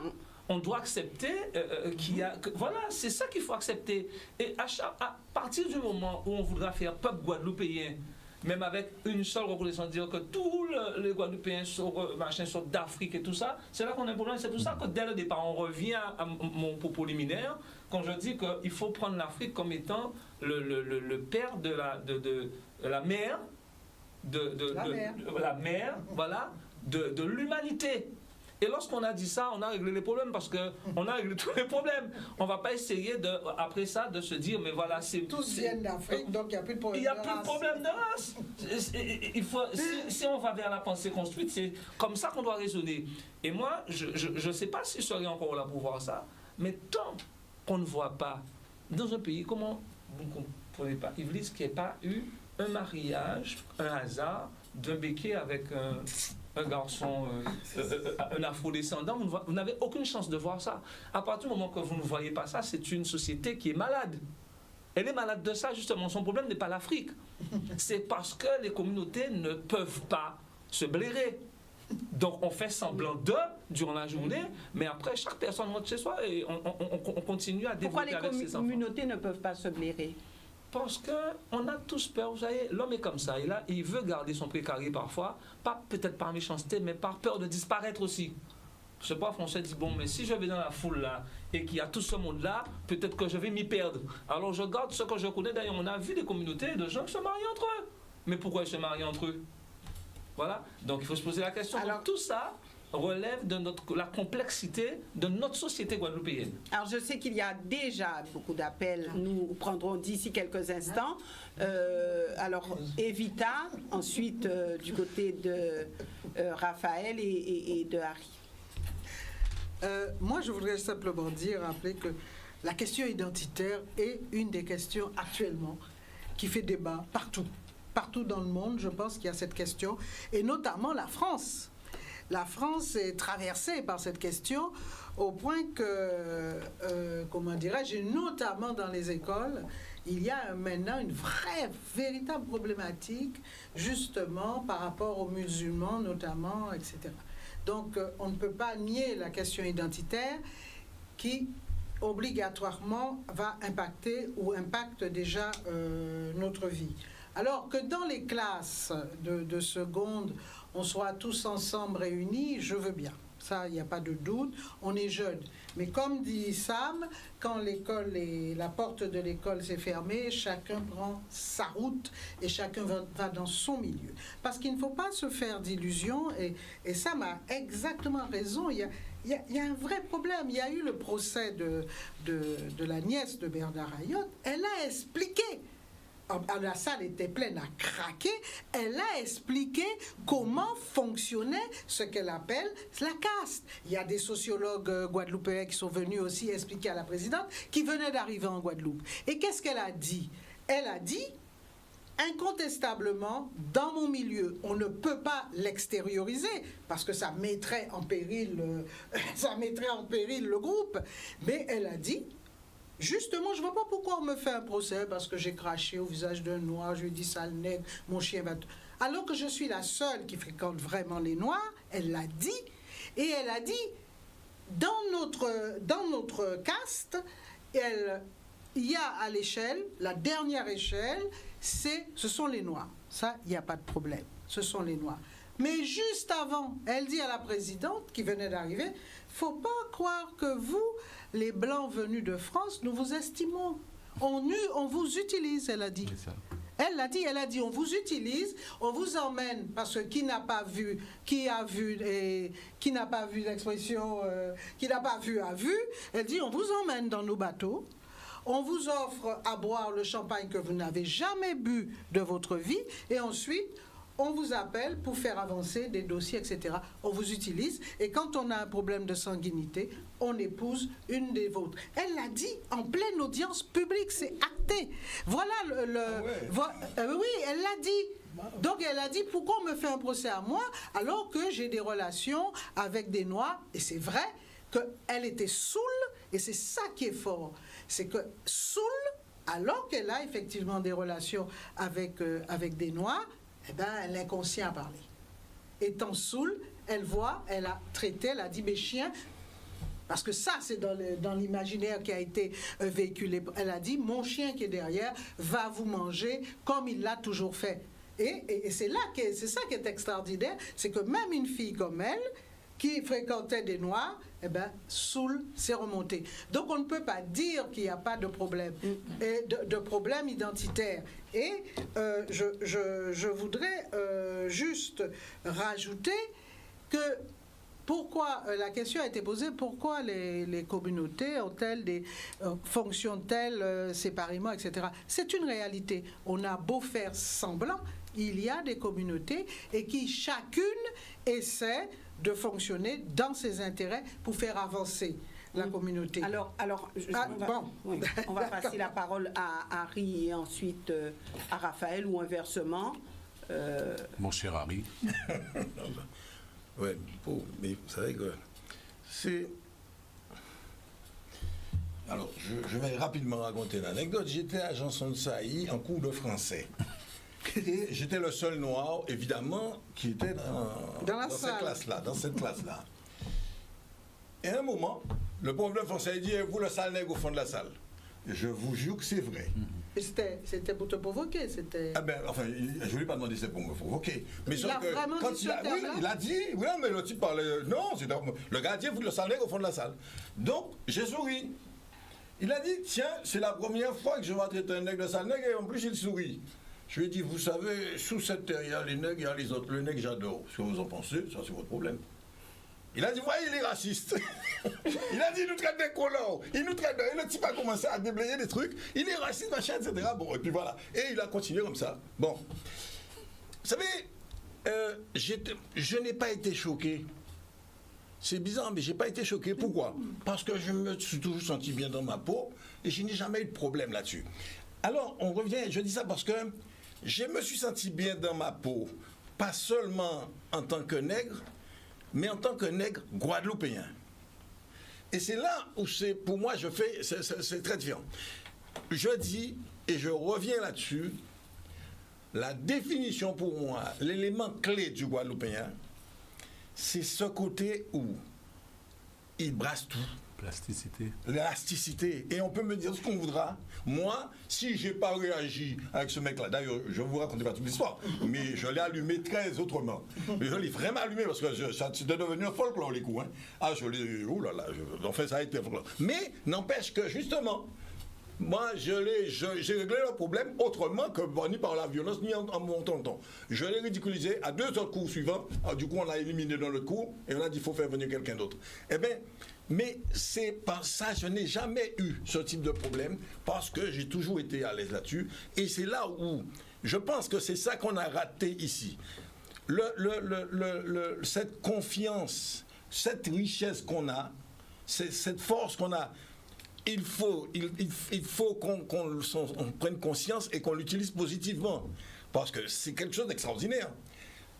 Alors, encore une chose. Je regardais la télévision une fois, quand j'étais étudiant, un samedi, et je vois, on raconte un truc, et on montre un jeune gamin de 8 ans, blond, dont la mère est blonde, elle est institutrice chez des indigènes, et le père doit tuer la mère du copain indigène, et c'est le petit blond de 8 ans qui mène toute une armée pour aller combattre le père de l'indigène. Mais quand j'ai regardé ça, je dis, mais purée, mais je me plains ces gens-là. Quand un type est éduqué à regarder des films comme ça, quand il a 6 ans, 7 ans, 8 ans ou 10 ans, je dis, mais comment on peut attendre une intelligence de quelqu'un qui a été éduqué comme ça? Et en réalité, nous avons été affaiblis parce qu'on nous a écrasés, mais celui à qui on a fait croire qu'il est tout le temps le meilleur avec des films idiots comme ça, il n'est pas plus à l'aise. Et à mon avis, il n'est pas meilleur de sa peau. Oui, c'est l'idée un petit peu rejoint un peu Samuel, et c'est l'illustration que donne Harry. Les communautés ne peuvent pas se blairer. C'est ce que tu disais, texto. Bon, oui, bien sûr qu'elles ne peuvent pas se blairer. Parce que les environnements génériques dans lesquels se construisent ces communautés sont des environnements castrateurs. Ils ne peuvent se définir que par rapport à l'autre et un petit peu par rapport à eux. Et donc, dans le choc des communautés qu'il va y avoir l'émergence de ce qu'on appelle des identités meurtrières. Ça veut dire que les identités de chacun ne va se construire que dans un rapport quasiment assassin, dans ses frontières, la négation de l'autre, parce que c'est dans cette confrontation-là, dans la réalité de la rencontre des quant à soi de chacun, que l'autre va croire qu'il peut exister. Et la hiérarchie des valeurs, la hiérarchie des forces appartient au système déjà existant, par définition, puisque c'est lui qui est là, c'est lui qui impose sa loi. Donc, effectivement, Samuel, tant qu'on ne sortira pas de ça, et qui va en sortir? C'est pas, si je prends l'exemple d'Evita, c'est pas le Béquet qui va s'en sortir. Il a l'impression qu'il est tout à fait gagnant dans un système dans lequel il est complètement aliéné lui-même, et peut-être plus que nous. Et il est d'autant plus aliéné qu'il a sous-traité sa mauvaise foi avec le blanc qui joue le jeu. Donc le système est parfait. Le système, bon. Et donc on revient à nous. Quel est notre... Oui, juste une seconde. Quel est le jeu? Quelle est notre partition par rapport à toi? Alors... Moi, je rejoins Harry. Juste une seconde. J'ai été élevé seul, enfin de la famille, dans un monde où on était les seuls noirs. Le seul problème qu'il y avait dans cet environnement-là, entre 2 ans et 10 ans, c'est qu'on est les seuls noirs, on était les seuls à parler français. En France. On était seuls à parler français. La remise des prix. Quoi, alors? Ils parlaient normand, ils parlaient normand. Ils ne parlaient pas français. Et donc, lors des... mais je te jure... Attends, je te parle... Mais écoute, j'ai encore ma photo, je ne sais même pas si on va donner un lycée mon nom. Et lors de la remise des prix, c'est Bibi qui montait, parce qu'à l'époque, on remettait les prix dans un cinéma, et il y avait quelqu'un qui déclamait des bons Français de France, et c'est Bibi qui montait. Et il n'était qu'à coûter par les Français. Et de même que vous, Christophe, autour de cette table ce soir. Donc, ça revient. Et quelle éducation qu'on a eue par rapport à ça? C'était ma mère, hein. Papoter coup à Moun à Casamouin. Et à partir de là, on a tout de suite su qu'on était noirs et qu'on a toujours su qu'on était noirs. Et il n'y a jamais eu de problème. Parce qu'on était toujours quelque part en position de dominant. Une petite précision quand même de ma part. Je ne suis pas naïf, je vis en Guadeloupe. Je travaille en Guadeloupe, je sais très bien comment sont les communautés. Ce que je veux dire surtout, c'est que chaque génération a une chance de s'en sortir. Oui. Chaque génération a une chance de s'en sortir. Et je ne crois pas que sur ce petit territoire de 1700 km² avec moins de 400 000 habitants, on va aujourd'hui, nous, être pris au sérieux lorsqu'on va exposer à quelqu'un d'autre nos conflits internes entre nos communautés.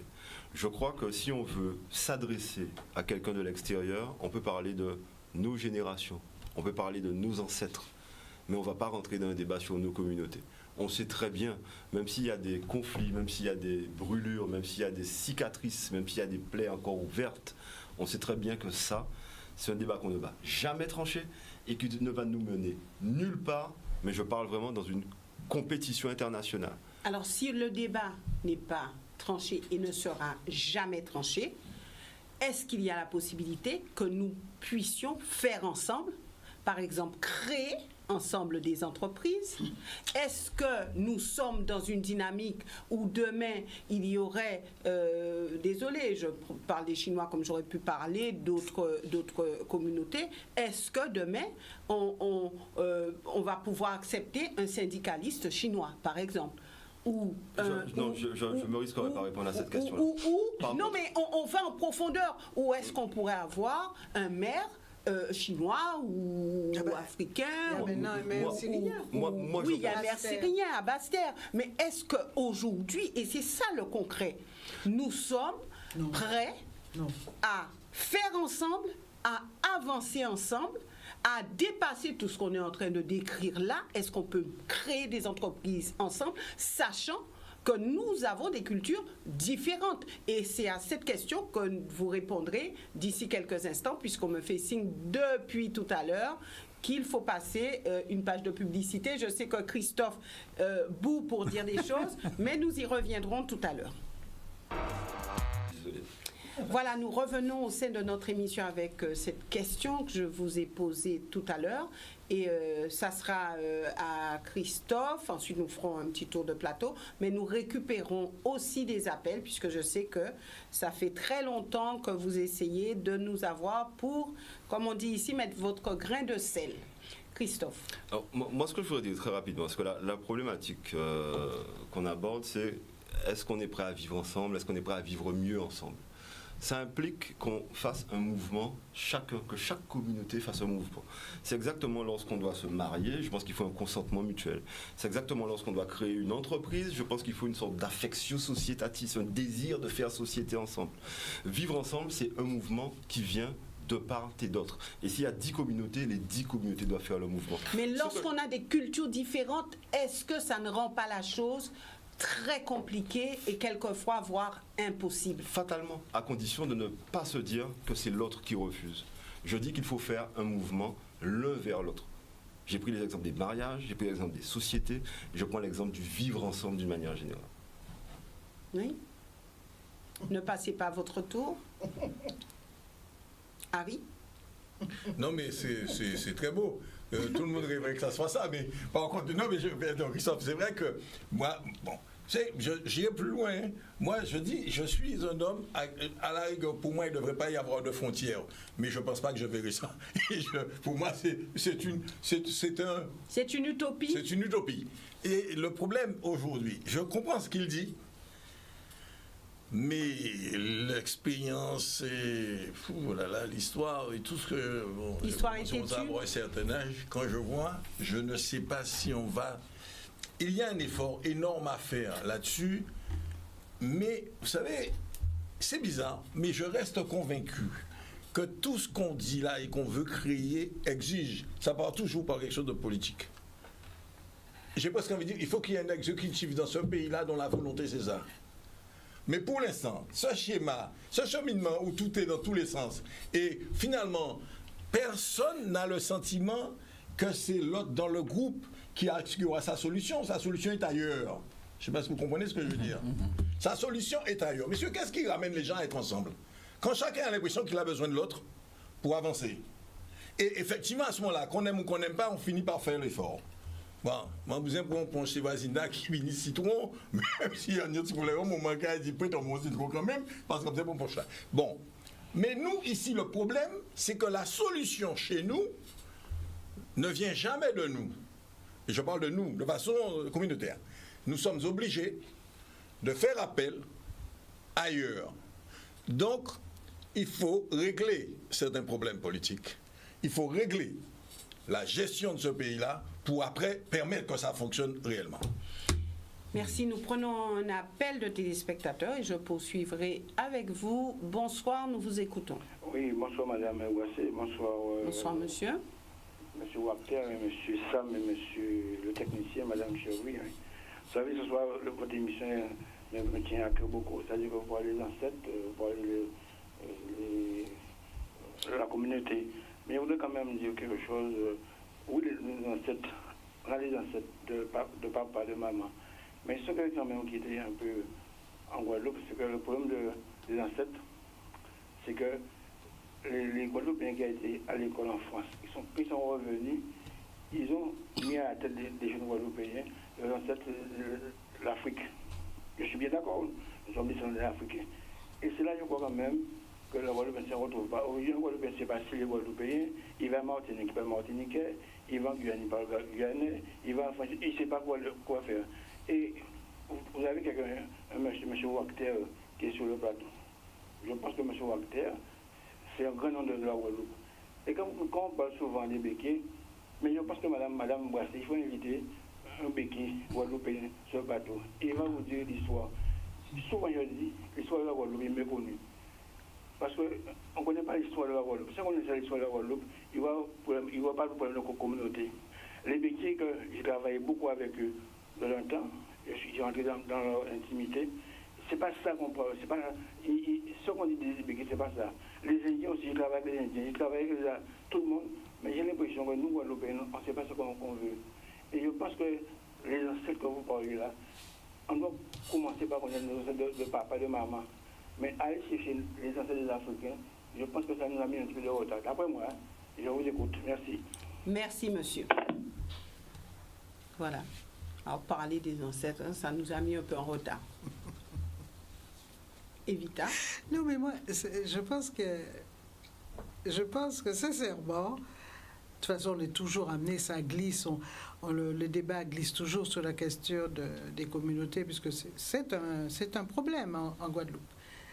Mais moi, je pense que pour parler d'abord de la mienne, parce que quand j'ai parlé des ancêtres et tout, je parlais de mes ancêtres à moi, c'est-à-dire membres d'une communauté. C'est clair que pour qu'on puisse aller de l'avant, faire un pas, chacun doit faire un pas, nous sommes tous d'accord, ça nous sommes dans l'idéal. Mais pour ce faire, il faut déjà que nous réglions nos problèmes à l'intérieur de notre communauté. Quels sont nos problèmes? Alors, nos problèmes sont... Rapidement, puisque nous avons un appel. Oui, l'éternel problème dont on parle, et d'ailleurs maintenant il y a même des ouvrages qui viennent de sortir sur cette question, c'est l'estime de soi.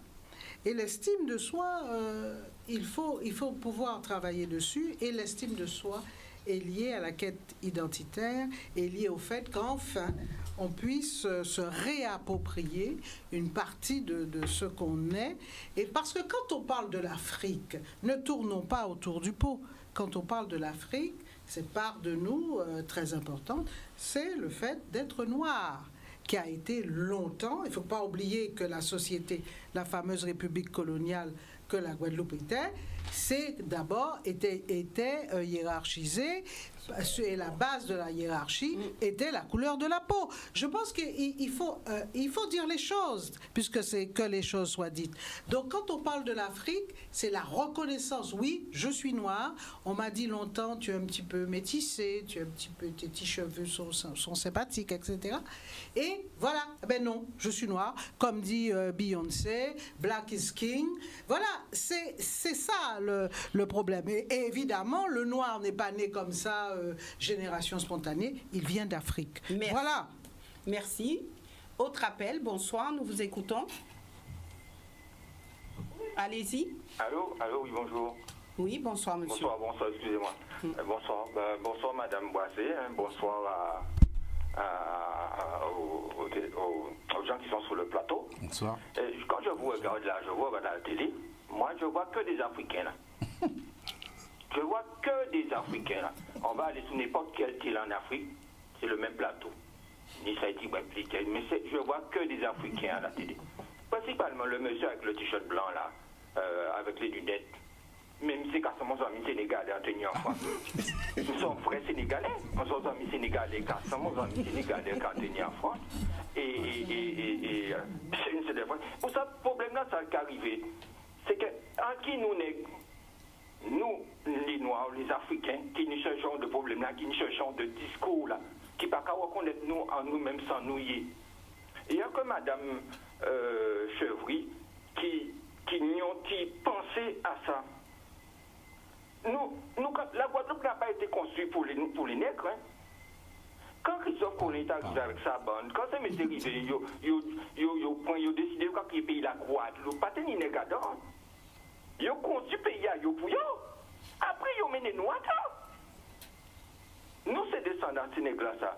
Nous vîmes crier, mais nous avons dit nous sommes Guadeloupéens, nous sommes Guadeloupéens, ça. Nous sommes Guadeloupéens de paradigme à l'autre là.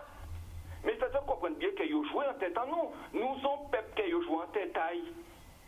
Ça se comprend bien. C'est que là, ils prennent une famille, ils prennent d'Afrique, ils mené ici.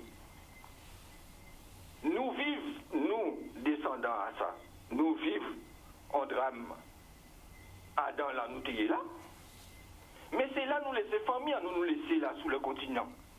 Ils vivent en drame aussi. Ils vont papa parti, ils vont frère parti, ils vont c'est parti. Ça désorganise le continent là. Et nous, quand fait conseil que nous pas qu'à comprendre ça. Nous, quand parler de métissage, même le métissage sont violence, la violence le plus abstrait tout. C'est de la violence.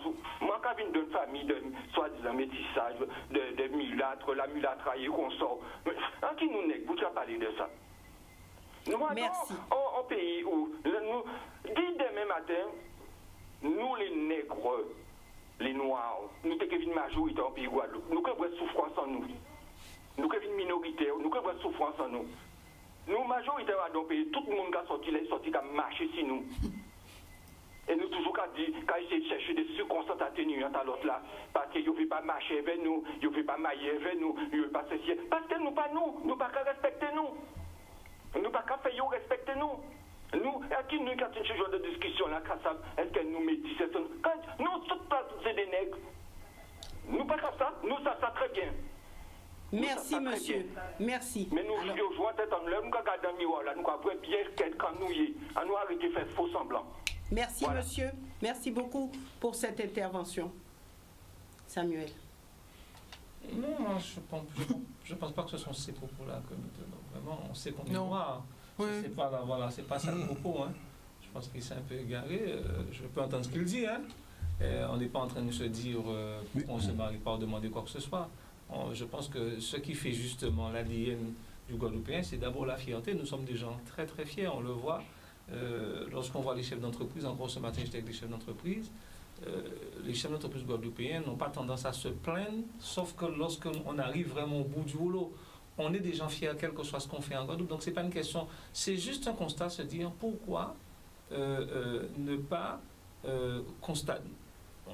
On n'arrive pas à voir, par exemple, lorsqu'il y a un décès au pays, comment ça se passe. On a l'impression qu'il y a ce qu'on voit, ce n'est que de la communauté afrodescendante. C'est-à-dire, quand vous voyez mariage, il y a des choses qui se passent dans nos pays qui sont complètement, on se demande si ça se fait derrière des rideaux, mais c'est même pas visible. Donc, vous avez des avis d'obsèques. Il y a des avis d'obsèques de gens que vous n'entendez pas. Et pourtant qui meurent au pays, mais ça se traite autrement. Donc c'est fait, même ça c'est traité. Donc il y a vraiment un malaise. Et je dis encore, quand je ne compte pas se blairer, c'est une réalité. Maintenant, on ne peut pas, pour pouvoir régler le problème, on est obligé de le dire, ça. Et je serais d'accord, parce que lorsqu'il y a un problème, le prisonnier, le geôlier, est aussi mal à l'aise que le prisonnier. Vous savez, quand vous travaillez dans une prison, je ne pense pas que vous soyez dans un milieu qui vous épanouisse. Vous surveillez un prisonnier, donc vous êtes là, vous êtes enfermé, vous ne pouvez pas faire n'importe quoi, vous n'êtes pas libre de vos mouvements, donc vous êtes comme un prisonnier, sauf que vous allez sortir chez vous pour aller dormir le soir. Donc le geôlier, pour moi, a un rôle, et aujourd'hui, qu'est-ce qu'on voit? C'est que l'État, alors est-ce que l'État a intérêt à faire que ce soit ça? Parce qu'aujourd'hui, il y a des choses qui se passent en Guadeloupe. On nous a infantilisés, je crois. il faut qu'on se réveille sur ça. C'est-à-dire l'État ont tendance à nous regarder comme des enfants, vraiment, mais plus aujourd'hui qu'avant. Donc on pensait justement évoluer, mais là on a fait vraiment une grosse régression. Alors, sommes-nous encore les fils de nos ancêtres? Voilà. Et là, est-ce qu'il ne faut pas partir sur une forme de marronnage et se soulever contre ces choses-là? Mais je pose la question comme ça, c'est plus moi. Je n'appelle pas la désobéissance populaire, mais je dis qu'il y a des choses qui se passent aujourd'hui. Est-ce qu'il ne faut pas que le peuple guadeloupéen réagisse, puisque ce n'est pas nous ça? Nos ancêtres n'ont pas accepté ça. Christophe l'a dit dans ses propos premiers.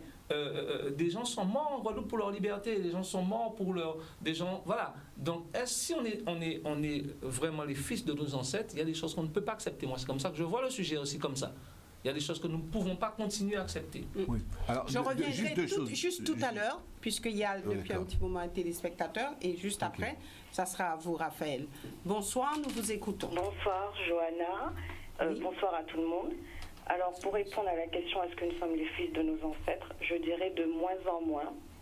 Certains arrivent à résister en gardant les traditions, les us et coutumes, mais vu que, comme vous disiez, qu'il y a beaucoup de brassage de population de différentes cultures, ça commence à se dissoudre et on commence à devenir occidentalisé, américanisé, mais on ne pense pas à se remettre dans notre propre culture, nos us et coutumes. Par exemple, je dis n'importe quoi, le vendredi saint, il n'y avait pas un chat dehors, maintenant vous allez voir du monde dehors. Donc c'est tout. En fin de compte, je pense que inévitablement, malheureusement, le Guadeloupéen de base, même béquet ou pas béquet, parce que le béquet est une composante de la Guadeloupe, malheureusement ou heureusement, je n'en sais rien, mais elle fait partie de la Guadeloupe. Mais avec tout ce brassage de personnes européens, asiatiques et autres, eh ben, en fin de compte, je pense que les coutumes se perdent et ce que la France, les racistes, entre guillemets, ont peur que, par exemple, les étrangers prennent le pas sur eux et que la France ne soit plus pareille, ben, je pense que ce constat-là peut se faire ici aussi. Donc je pense que peut-être d'ici 15 ou 20 ans, le Guadeloupéen, dans sa tradition, va disparaître à terme, je pense. Si on continue comme ça, si on ne se réveille pas pour garder nos us et coutumes, il n'y a pas que le carnaval, même si on mise sur le carnaval pour le truc, pour moi, il n'y a pas que le carnaval, il y a bien d'autres choses à garder en Guadeloupe. Et si dans 10-20 ans, on va disparaître. Voilà, c'est ma contribution. Merci, madame. Merci à vous. Au revoir. Oui, je suis relativement d'accord avec le sens de ce que dit la jeune personne tout à l'heure, parce que les enjeux sont dans l'avenir, plus que dans le passé. Et c'est sûr que par rapport à cet avenir-là, si on se projette effectivement dans 10-15 ans dans la donne actuelle, il y a des chances que là réellement, qu'il y ait une telle dilution de la dimension africaine dans la modernité, dans la mondialisation, dans la globalisation, qu'elle peut disparaître. Mais je voudrais revenir auparavant sur deux choses. La dichotomie qu'il y a, c'est entre noir et nègre. Et ça, c'est très très fort. Le noir, c'est une couleur. Le nègre, c'est une culture. Il faut associer les deux. Tous les noirs ne sont pas nègres et tous les nègres ne sont pas noirs. Donc je veux dire par là que dans la démarche identitaire, dans la démarche d'appropriation, dans la démarche d'éducation, donc de filiation et donc de transmission, si ce qui est transmis ne correspond pas d'une manière ou d'une autre à quelque chose qui est un fil continu de temporalité entre les ancêtres et les présents et les futurs, il est clair que ce fil-là va se déliter et va disparaître. Donc, on ne choisit pas ses ancêtres. On ne choisit pas d'où on vient. Mais on choisit ses descendants. Et dans ce choix de la descendance et donc de la transmission et donc de la filiation, il y a quelque chose qui se joue ici, qui est effectivement, comme disait la fille, le risque de la disparition. Et j'y crois beaucoup plus maintenant, avec, non pas du fait de nos contradictions internes, bon, elles ont toujours existé, et ces contradictions, d'une certaine manière, je les trouve comme dynamisantes, mais du fait beaucoup plus du rapport entre ces contradictions et les logiques du monde qui se mettent en place. Et c'est pour ça que je disais tout à l'heure à Christophe, c'est des problèmes qui se posent, à mon avis, pour moi, dans ce choc des communautés, c'est ce que la grande communauté, donc la communauté monde, et vraiment en termes économiques, parce que le problème se pose en termes économiques, est-ce que l'économie monde risque de ne pas prendre nos petits jeux de communauté, nos petits jeux locaux, comme de la rigolade, et balayer ça au nom d'un capitalisme subtil qui se met en place et qui aligne tous les pays au nom d'une logique, qui est une logique d'économie marchande, qui est une logique d'économie monde, de globalisation ou d'internationalisation. Et là, s'il n'y a pas quelque chose qui émerge réellement, identitairement, alors, on a souvent parlé en termes de... Je finis. On a souvent parlé en termes de défense. Comme disent souvent, et on a une avocate à côté de nous. Bon, mais peut-être qu'aussi, il faudrait parler en termes d'illustration. Qu'est-ce qui fait nègre de notre société? Qu'est-ce qui fait noir de notre société, au-delà du phénotype de la couleur? Merci Raphaël. Autre appel, bonsoir. Allez-y. Alors, oui, bonsoir. Oui, allez-y, monsieur. Oui, bonsoir. Alors, moi, j'aimerais réagir rapidement. Il faut considérer qu'on n'a jamais été libéré. Quand on vous a sorti d'un système qui n'est pas le vôtre, qu'on vous dépose dans un système où on vous contraint et qu'on enlève un peu de votre contrainte, ce n'est pas pour autant qu'on vous a libéré. Vous étiez homme libre. Vous êtes devenu esclave. On vous a libéré en tant qu'esclave, mais vous ne pouvez pas être un homme libre dans un espace qui n'est pas le vôtre. L'espace n'a pas été créé pour nous. Le système n'est pas le nôtre. Nous sommes perdus. Est-ce que le Guadeloupéen est encore fils d'ancêtres? Mais quels ancêtres? Qu'est-ce que c'est un Guadeloupéen? Est-ce que le nombre d'afro-descendants qui seraient supérieurs ferait des afro-descendants les seuls légitimes Guadeloupéens? C'est quoi un Guadeloupéen? Celui qui nous a amenés ici en tant qu'esclaves. Il a libéré ceux qui ont été libérés en tant qu'esclaves. Ils sont Guadeloupéens, tout autant que les geôliers aussi, qui ont continué à faire des enfants qui sont aussi Guadeloupéens. Le problème du Guadeloupéen, de ce mot-là même Guadeloupéen, c'est qu'on ne sait pas ce que c'est. Les fils d'afro-descendants aujourd'hui sont Guadeloupéens, mais les fils de Béké aussi sont Guadeloupéens, les fils de Syriens venus depuis longtemps sont Guadeloupéens, les hindous sont Guadeloupéens. Finalement, le Guadeloupéen est un cocktail de fruits, et celui dont je dirais que nous, afro-descendants, qui sommes la saveur supérieure de ce cocktail de fruits, considérons que nous sommes des Guadeloupéens et les autres non. Mais en fait, à partir du moment où le peuple devient cocktail, mais tout le monde est Guadeloupéen, personne n'est Guadeloupéen. Vous avez des Guadeloupéens aujourd'hui qui sont chinois, qui ont les yeux bridés. Et à chaque fois, on a l'impression justement que le plateau, là, que je vois, il y a un Guadeloupéen En fait, vous êtes tous des Guadeloupéens parce qu'on a une image du Guadeloupéen qui, pour nous, c'est un afro-descendant avec les cheveux crépus et la peau noire. Mais en fait, vous avez des Guadeloupéens qui sont blonds aux yeux bleus. Hein. Il faut qu'on le reconnaisse. Il faut qu'on le reconnaisse. Et c'est ça notre malaise. Quand moi je dis Guadeloupéen, j'ai l'impression que c'est moi qui suis Guadeloupéen. Je suis végrenier, roux, et là, et la peau un peu sombre. Mais je me retrouve dans des situations où des Blancs me disent, sans vouloir être raciste, d'ailleurs peut-être que je le suis sans le savoir, parce que des fois j'ai des propos, je me dis, mais pourquoi tu parles comme ça? Mais t'as pas raison, mais bon, ça m'arrive. Mais en fait, la question c'est, pour savoir si nous sommes encore des fils de nos ancêtres, mais de quels ancêtres parlez-vous? Des ancêtres qui ont été là, des ancêtres de colons, parce que Christophe Colomb, il a forcément laissé des gars ici, ce sont des ancêtres aussi de Guadeloupéens, ou alors vous parlez des ancêtres des ancêtres africains. Et le problème même, c'est le mot guadeloupéen. Qu'est-ce que c'est qu'un Guadeloupéen? Exactement. Merci. Merci, monsieur. Merci pour cette contribution. Alors, c'est vrai qu'au début de cette émission, nous avons un petit peu parlé de tout cela. Et peut-être que ce monsieur a pris cette émission en cours, mais ça a été dit. Harry, donc après tout ce qui a été dit, sommes-nous encore des fils de nos ancêtres?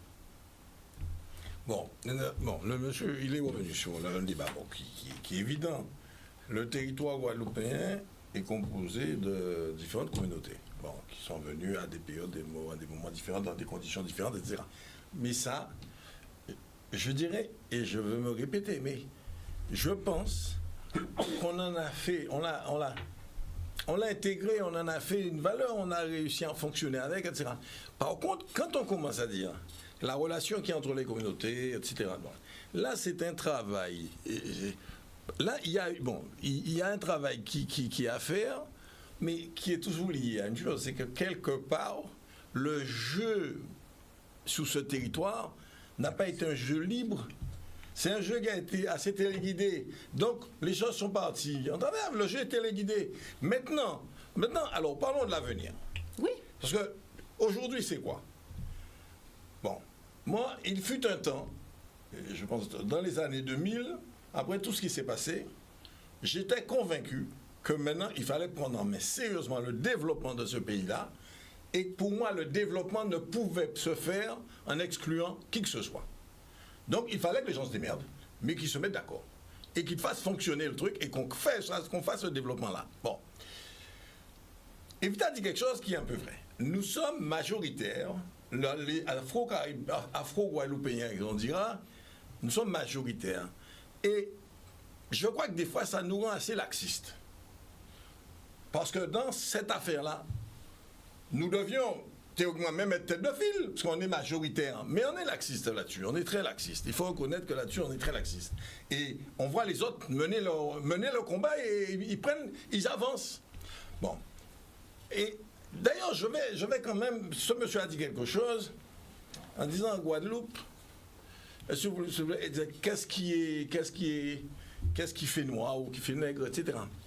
Et oui, je pense que aujourd'hui, les Haïtiens sont très dynamiques. J'ai entendu qu'on a expulsé des Haïtiens, mais ils sont très dynamiques ici. Mais moi, ce qui m'a toujours frappé, quand j'allais en Haïti, moi, il y a une chose qui m'a toujours frappé.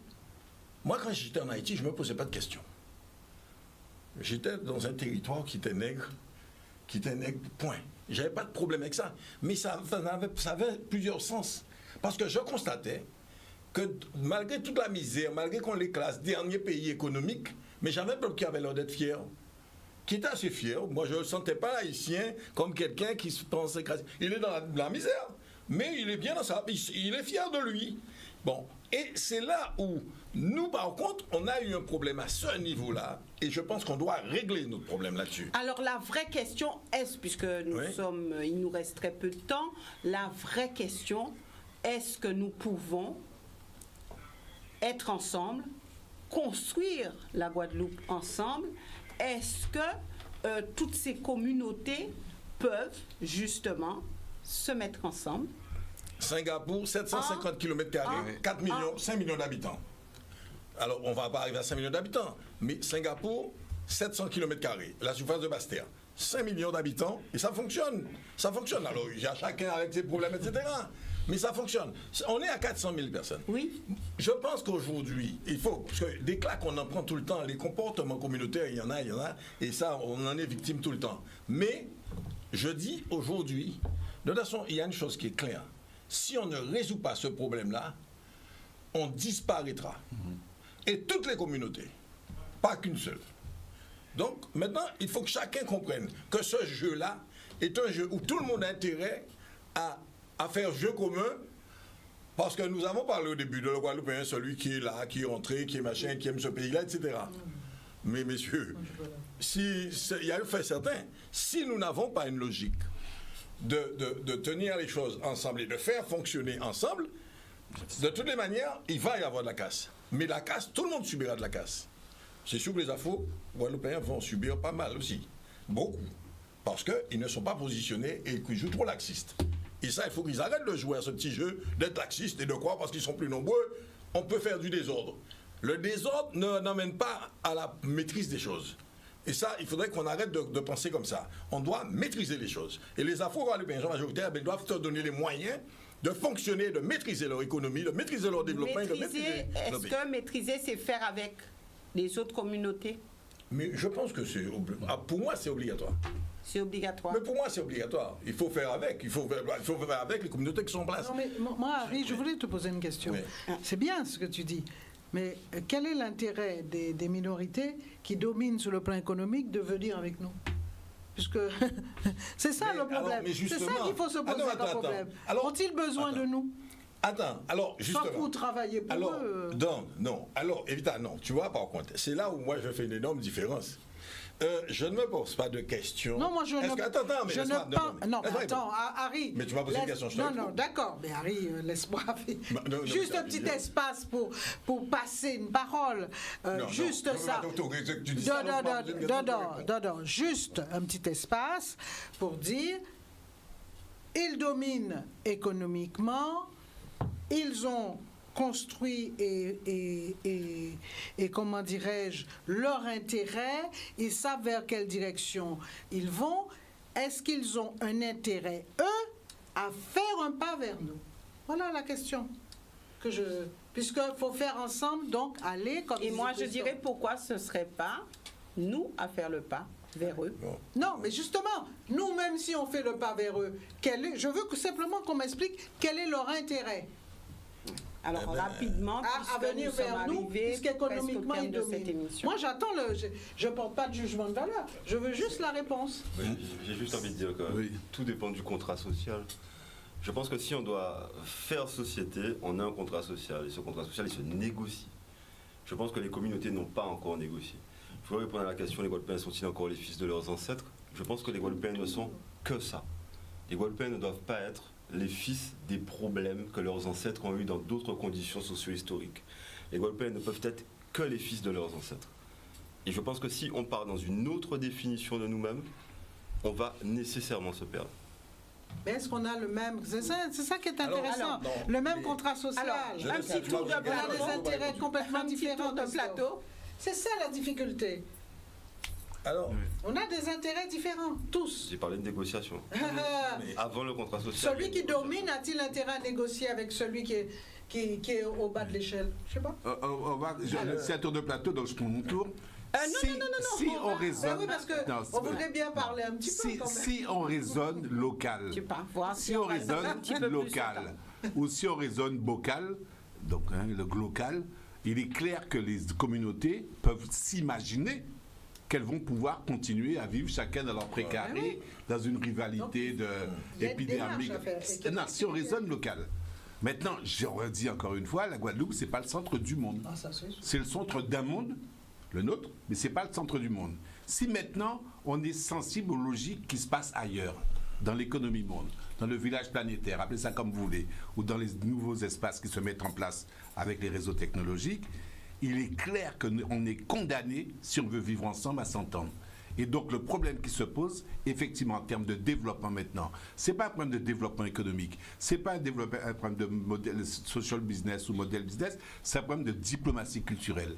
Est-ce qu'on va être capable de trouver en urgence les paliers, les gués, les passages pour que les communautés, ceux qui ont fondé leurs différencières, est-ce qu'on va être capable de pouvoir dépasser ça? Je pense que oui, si on s'ouvre simultanément, non plus à des discours binaires, donc communauté contre communauté, gna gna gna contre gna gna, mais à des discours de la complexité, à des discours du paradoxe. C'est ce que tu dis par rapport à Hong Kong. La Guadeloupe est une terre de paradoxe, donc c'est une terre de richesse. Si on comprend la fonction du paradoxe et la fonction de la coémergence, on peut imaginer des solutions. Alors il y a toujours des solutions, c'est évident. On va faire rapidement... Mais comment le faire? C'est ça qui est intéressant, c'est le chemin. C'est ça qui est important. De plateau, et je débuterai avec Harry. Donc Harry, sommes-nous encore les fils de nos ancêtres? Et dans la continuité, est-ce qu'il y a, selon vous, cette possibilité de faire ensemble, puisqu'on a vu qu'il y a différentes communautés, est-ce que, selon vous, l'avenir passe par le faire ensemble de toutes ces communautés? Bon, je pense qu'il n'y a pas le choix.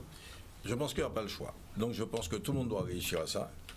Alors, maintenant, l'histoire de est-ce que tout le monde est prêt à faire le pas, je dis une chose. Je pars d'un principe. Les gens, les faits amènent les gens intelligents à prendre des positions pour avancer. Et ça, il n'y a pas le choix. Il n'y a pas le choix. Si vous avez un minimum d'intelligence, vous comprenez bien à un moment qu'il faut avancer. Et ça, nous, ici, dans la situation dans laquelle on est, si on veut avancer, et à chaque fois, Raphaël vient sur un point qu'on a tendance à oublier, on parle Guadeloupe, Raphaël dit, on est dans la mondialisation. Et j'ai dit tout à l'heure, c'est tout le monde qui peut être perdant. Comprenez bien une chose, la Guadeloupe, qui a 400 000 habitants, 1700 km², je reviens sur ce que je dis. Singapour, c'est 700 km², 5 millions d'habitants. Il y a des gens de partout. Ça veut dire que dans l'esprit de la mondialisation, vous êtes balayés en un tour de main, hein, messieurs. En un tour de main. Et toute communauté confondue. Donc il faut savoir ce qu'on veut. Hein. Là, il faut bien savoir ce qu'on veut. D'accord. Donc on n'a pas le choix. Il faut faire l'effort pour ça. Il faut y aller. Christophe. Oui, nous sommes les fils de nos ancêtres. Comme je le disais tout à l'heure, nous ne sommes pas les fils des problèmes qu'ils ont eu entre eux. De la même façon qu'un enfant de parents séparés est le produit d'une rencontre avant d'être le produit d'une séparation. Donc nous sommes porteurs d'un passé que nous ne maîtrisons pas. À nous de ne pas chercher à l'interpréter avec des clés que nous ne maîtrisons pas. Et à nous surtout de nous projeter d'un avenir qu'on peut envisager. Et cet avenir, on ne peut l'envisager que dans le village monde. Et on a des Guadeloupéens, et je parle des Guadeloupéens qui ne sont pas ici, qui ont quitté ce pays-là pour des raisons d'études, d'opportunités professionnelles, et qui deviennent des champions ailleurs. Bien sûr. Parce qu'ils ne sont pas bloqués dans ce genre de débats qui n'avancent pas, qui sont des débats qui consistent à rechercher à exclure l'autre, selon moi. Les personnes qui nous montrent qu'ils vont sur d'autres terrains, avec d'autres concurrents, dans d'autres contextes, et qu'ils sont champions quand même, nous montrent la voie, à mon avis, beaucoup plus que nos contemporains. Merci, Evita. Alors moi, je dirais qu'évidemment que je suis d'accord. Et je pense que je suis d'accord avec cette idée qu'il faut qu'effectivement, moi je fais partie des gens qui pensent que le fait d'être un pays communautariste constitue un danger. Ça c'est sûr. Mais il y a un élément dont on n'a pas parlé, mais qui est là, qui flotte au-dessus de notre tête, c'est l'histoire. On ne peut pas régler tous ces problèmes-là sans tenir compte de l'histoire. Je suis désolée.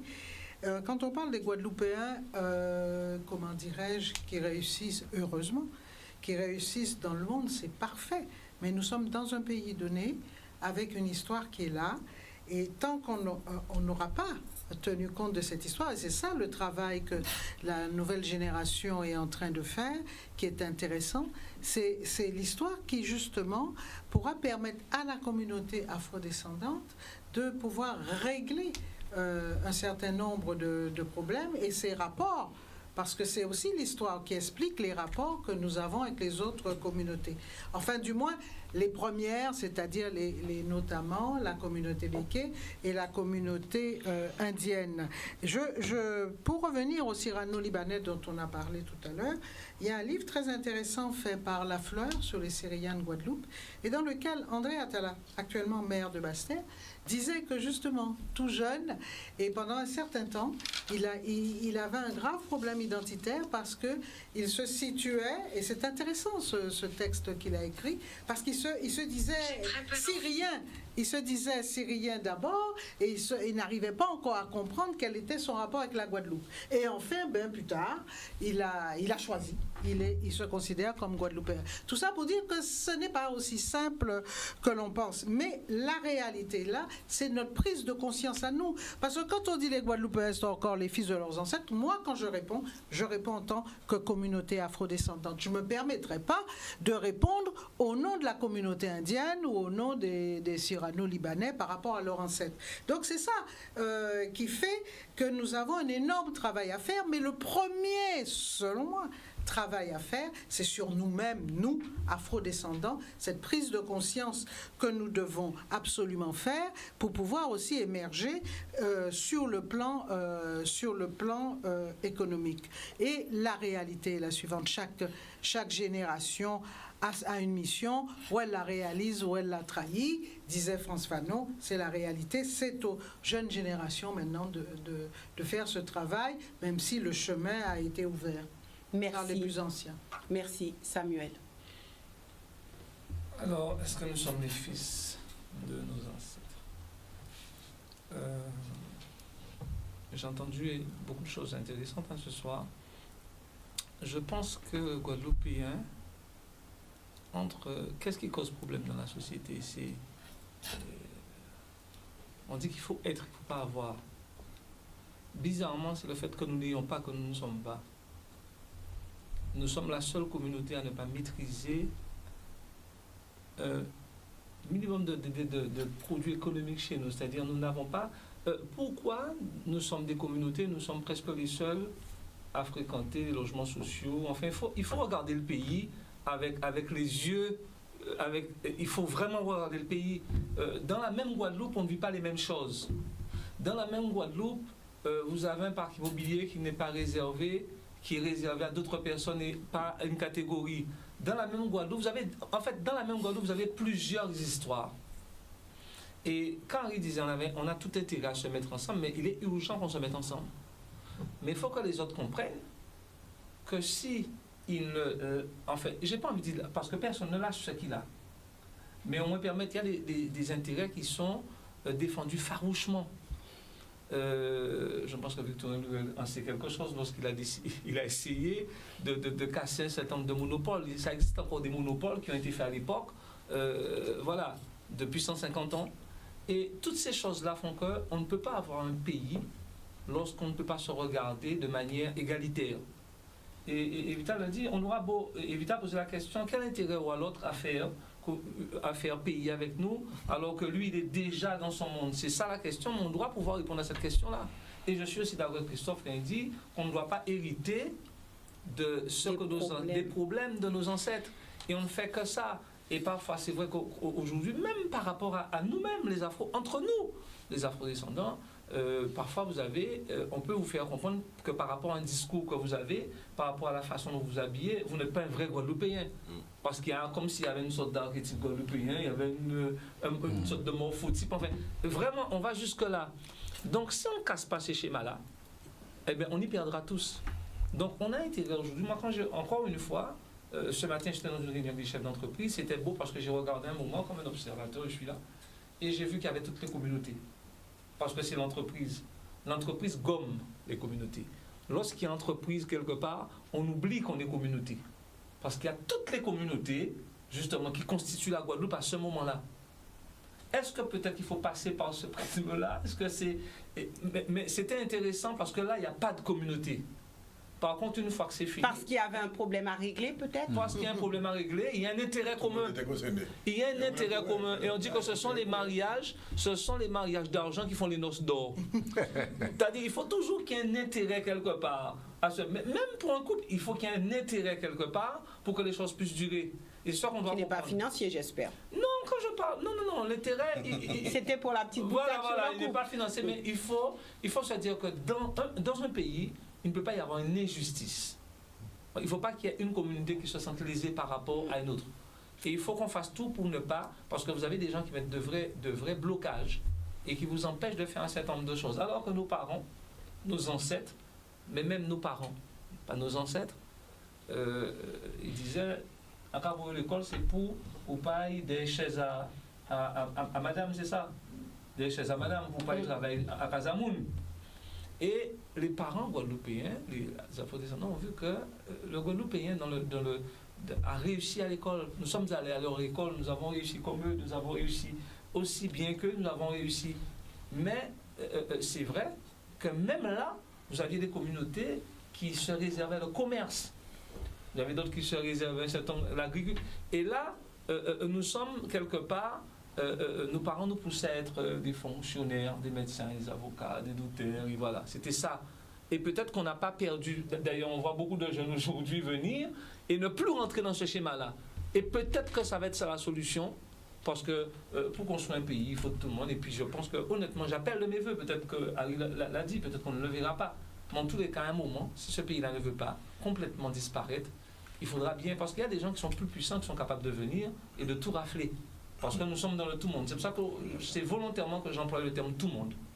Merci Samuel. Maintenant, le mot de la fin avec Raphaël. Oui, je reviendrai sur une partie du débat. Je reviens sur mon fameux problème de la mondialisation et le problème qu'on éprouve maintenant c'est la question identitaire. une certaine manière. Elle est posée maintenant, peut-être de l'intérieur par nous, mais elle est surtout posée par la mondialisation, qui met en référence ou en équivalence des entités, des économies, des pays, des nations qui sont mis sous tension par rapport à une logique économique. Dans la logique économique, ce qu'on disait, ce qu'on pensait depuis longtemps, c'était deux théories, celle de Macron et celle de Keynes. La première, c'est de dire qu'il faut que les inégalités restent humainement supportables pour qu'elles aient un effet dynamique sur le développement. C'est plus vrai. On a fait le travail, on a fait l'école, on a fait tout ça. Les inégalités restent fondamentalement et les inégalités de classe. Donc ça, c'est important.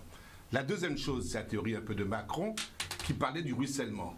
On va enrichir, pas grave, on va enrichir, on va donner les moyens, on va aider la sélection d'une manière ou d'une autre. Et puis quand plus les gens sont riches, plus ça va ruisseler vers la base et que ça va enrichir tout le monde et le peuple va se développer par vase anti-communicant. C'est faux aussi. Les inégalités en Guadeloupe sont aujourd'hui économiques, plus que identitaires, sont aujourd'hui totalement insupportables. Le ruissellement, l'argent des gros, des grands, des ceci, de cela, ils restent chez eux, ils restent en eux, ils partent dans les paradis fiscaux, ils partent à droite et à gauche. Ils servent un tout petit peu pour le développement local en termes de distribution de salaire, mais c'est rien. Donc il y a un problème. Et c'est ça, je trouve, à mon avis, le vrai problème. Alors, est-ce que, par rapport à ça, les Guadeloupéens, est-ce qu'on a encore les fils de nos ancêtres? On n'a pas le choix, ça a été dit. Et moi, et là c'est un acte de credo, moi je sais que je suis le fils de mes ancêtres, le fils de mes parents et de mes grands-parents et compagnie, et je revendique de vouloir prolonger leur pas. Ça ne me pose aucun problème. Mais le challenge, pour moi, n'est pas dans le rétroviseur, il est dans la cible. Et pour moi aussi, l'histoire n'est pas une résidence. Je ne vais pas dormir dans ça. L'histoire, c'est un enseignement, c'est un diagnostic, c'est des choses que je connais, mais ce n'est pas suffisant. Parce que les éléments de l'histoire ne nous donnent pas les plans d'action pour demain. Et ça, c'est compliqué. Donc l'avenir, c'est l'avenir qui va devenir la cible. Parce que l'avenir, c'est le projet commun, obligatoirement. Le projet de vivre ensemble, le projet d'être ensemble et le projet pays. Si on arrive à le faire, un peu par différenciation par rapport à l'économie monde, un peu par communautarisme, mais où la communauté serait plus large, au moins à celle du territoire. Tant mieux, puisque par définition, au niveau de la Guadeloupe, c'est le projet qui va définir le territoire, et pas le contraire. Et donc, si le projet, c'est de faire territoire Guadeloupe, il n'y a pas de problème. Si on n'y arrive pas, je l'ai déjà dit, on est condamné à crever ensemble. Soit on réussit ensemble, c'est comme dans les matchs de foot, on gagne ensemble, on meurt ensemble. Merci Raphaël pour cette note qui peut être réjouissante. Ou pas.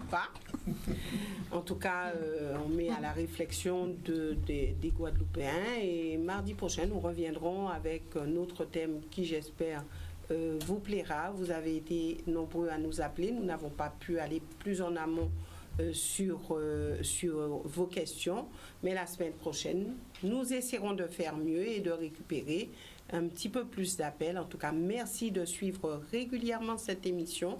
Merci pour tous vos commentaires et continuez puisque cette émission, c'est la vôtre. Et nos invités se font un réel plaisir de venir ici pour débattre, pour échanger avec vous sur des sujets qui vous intéressent. Excellente soirée à tous.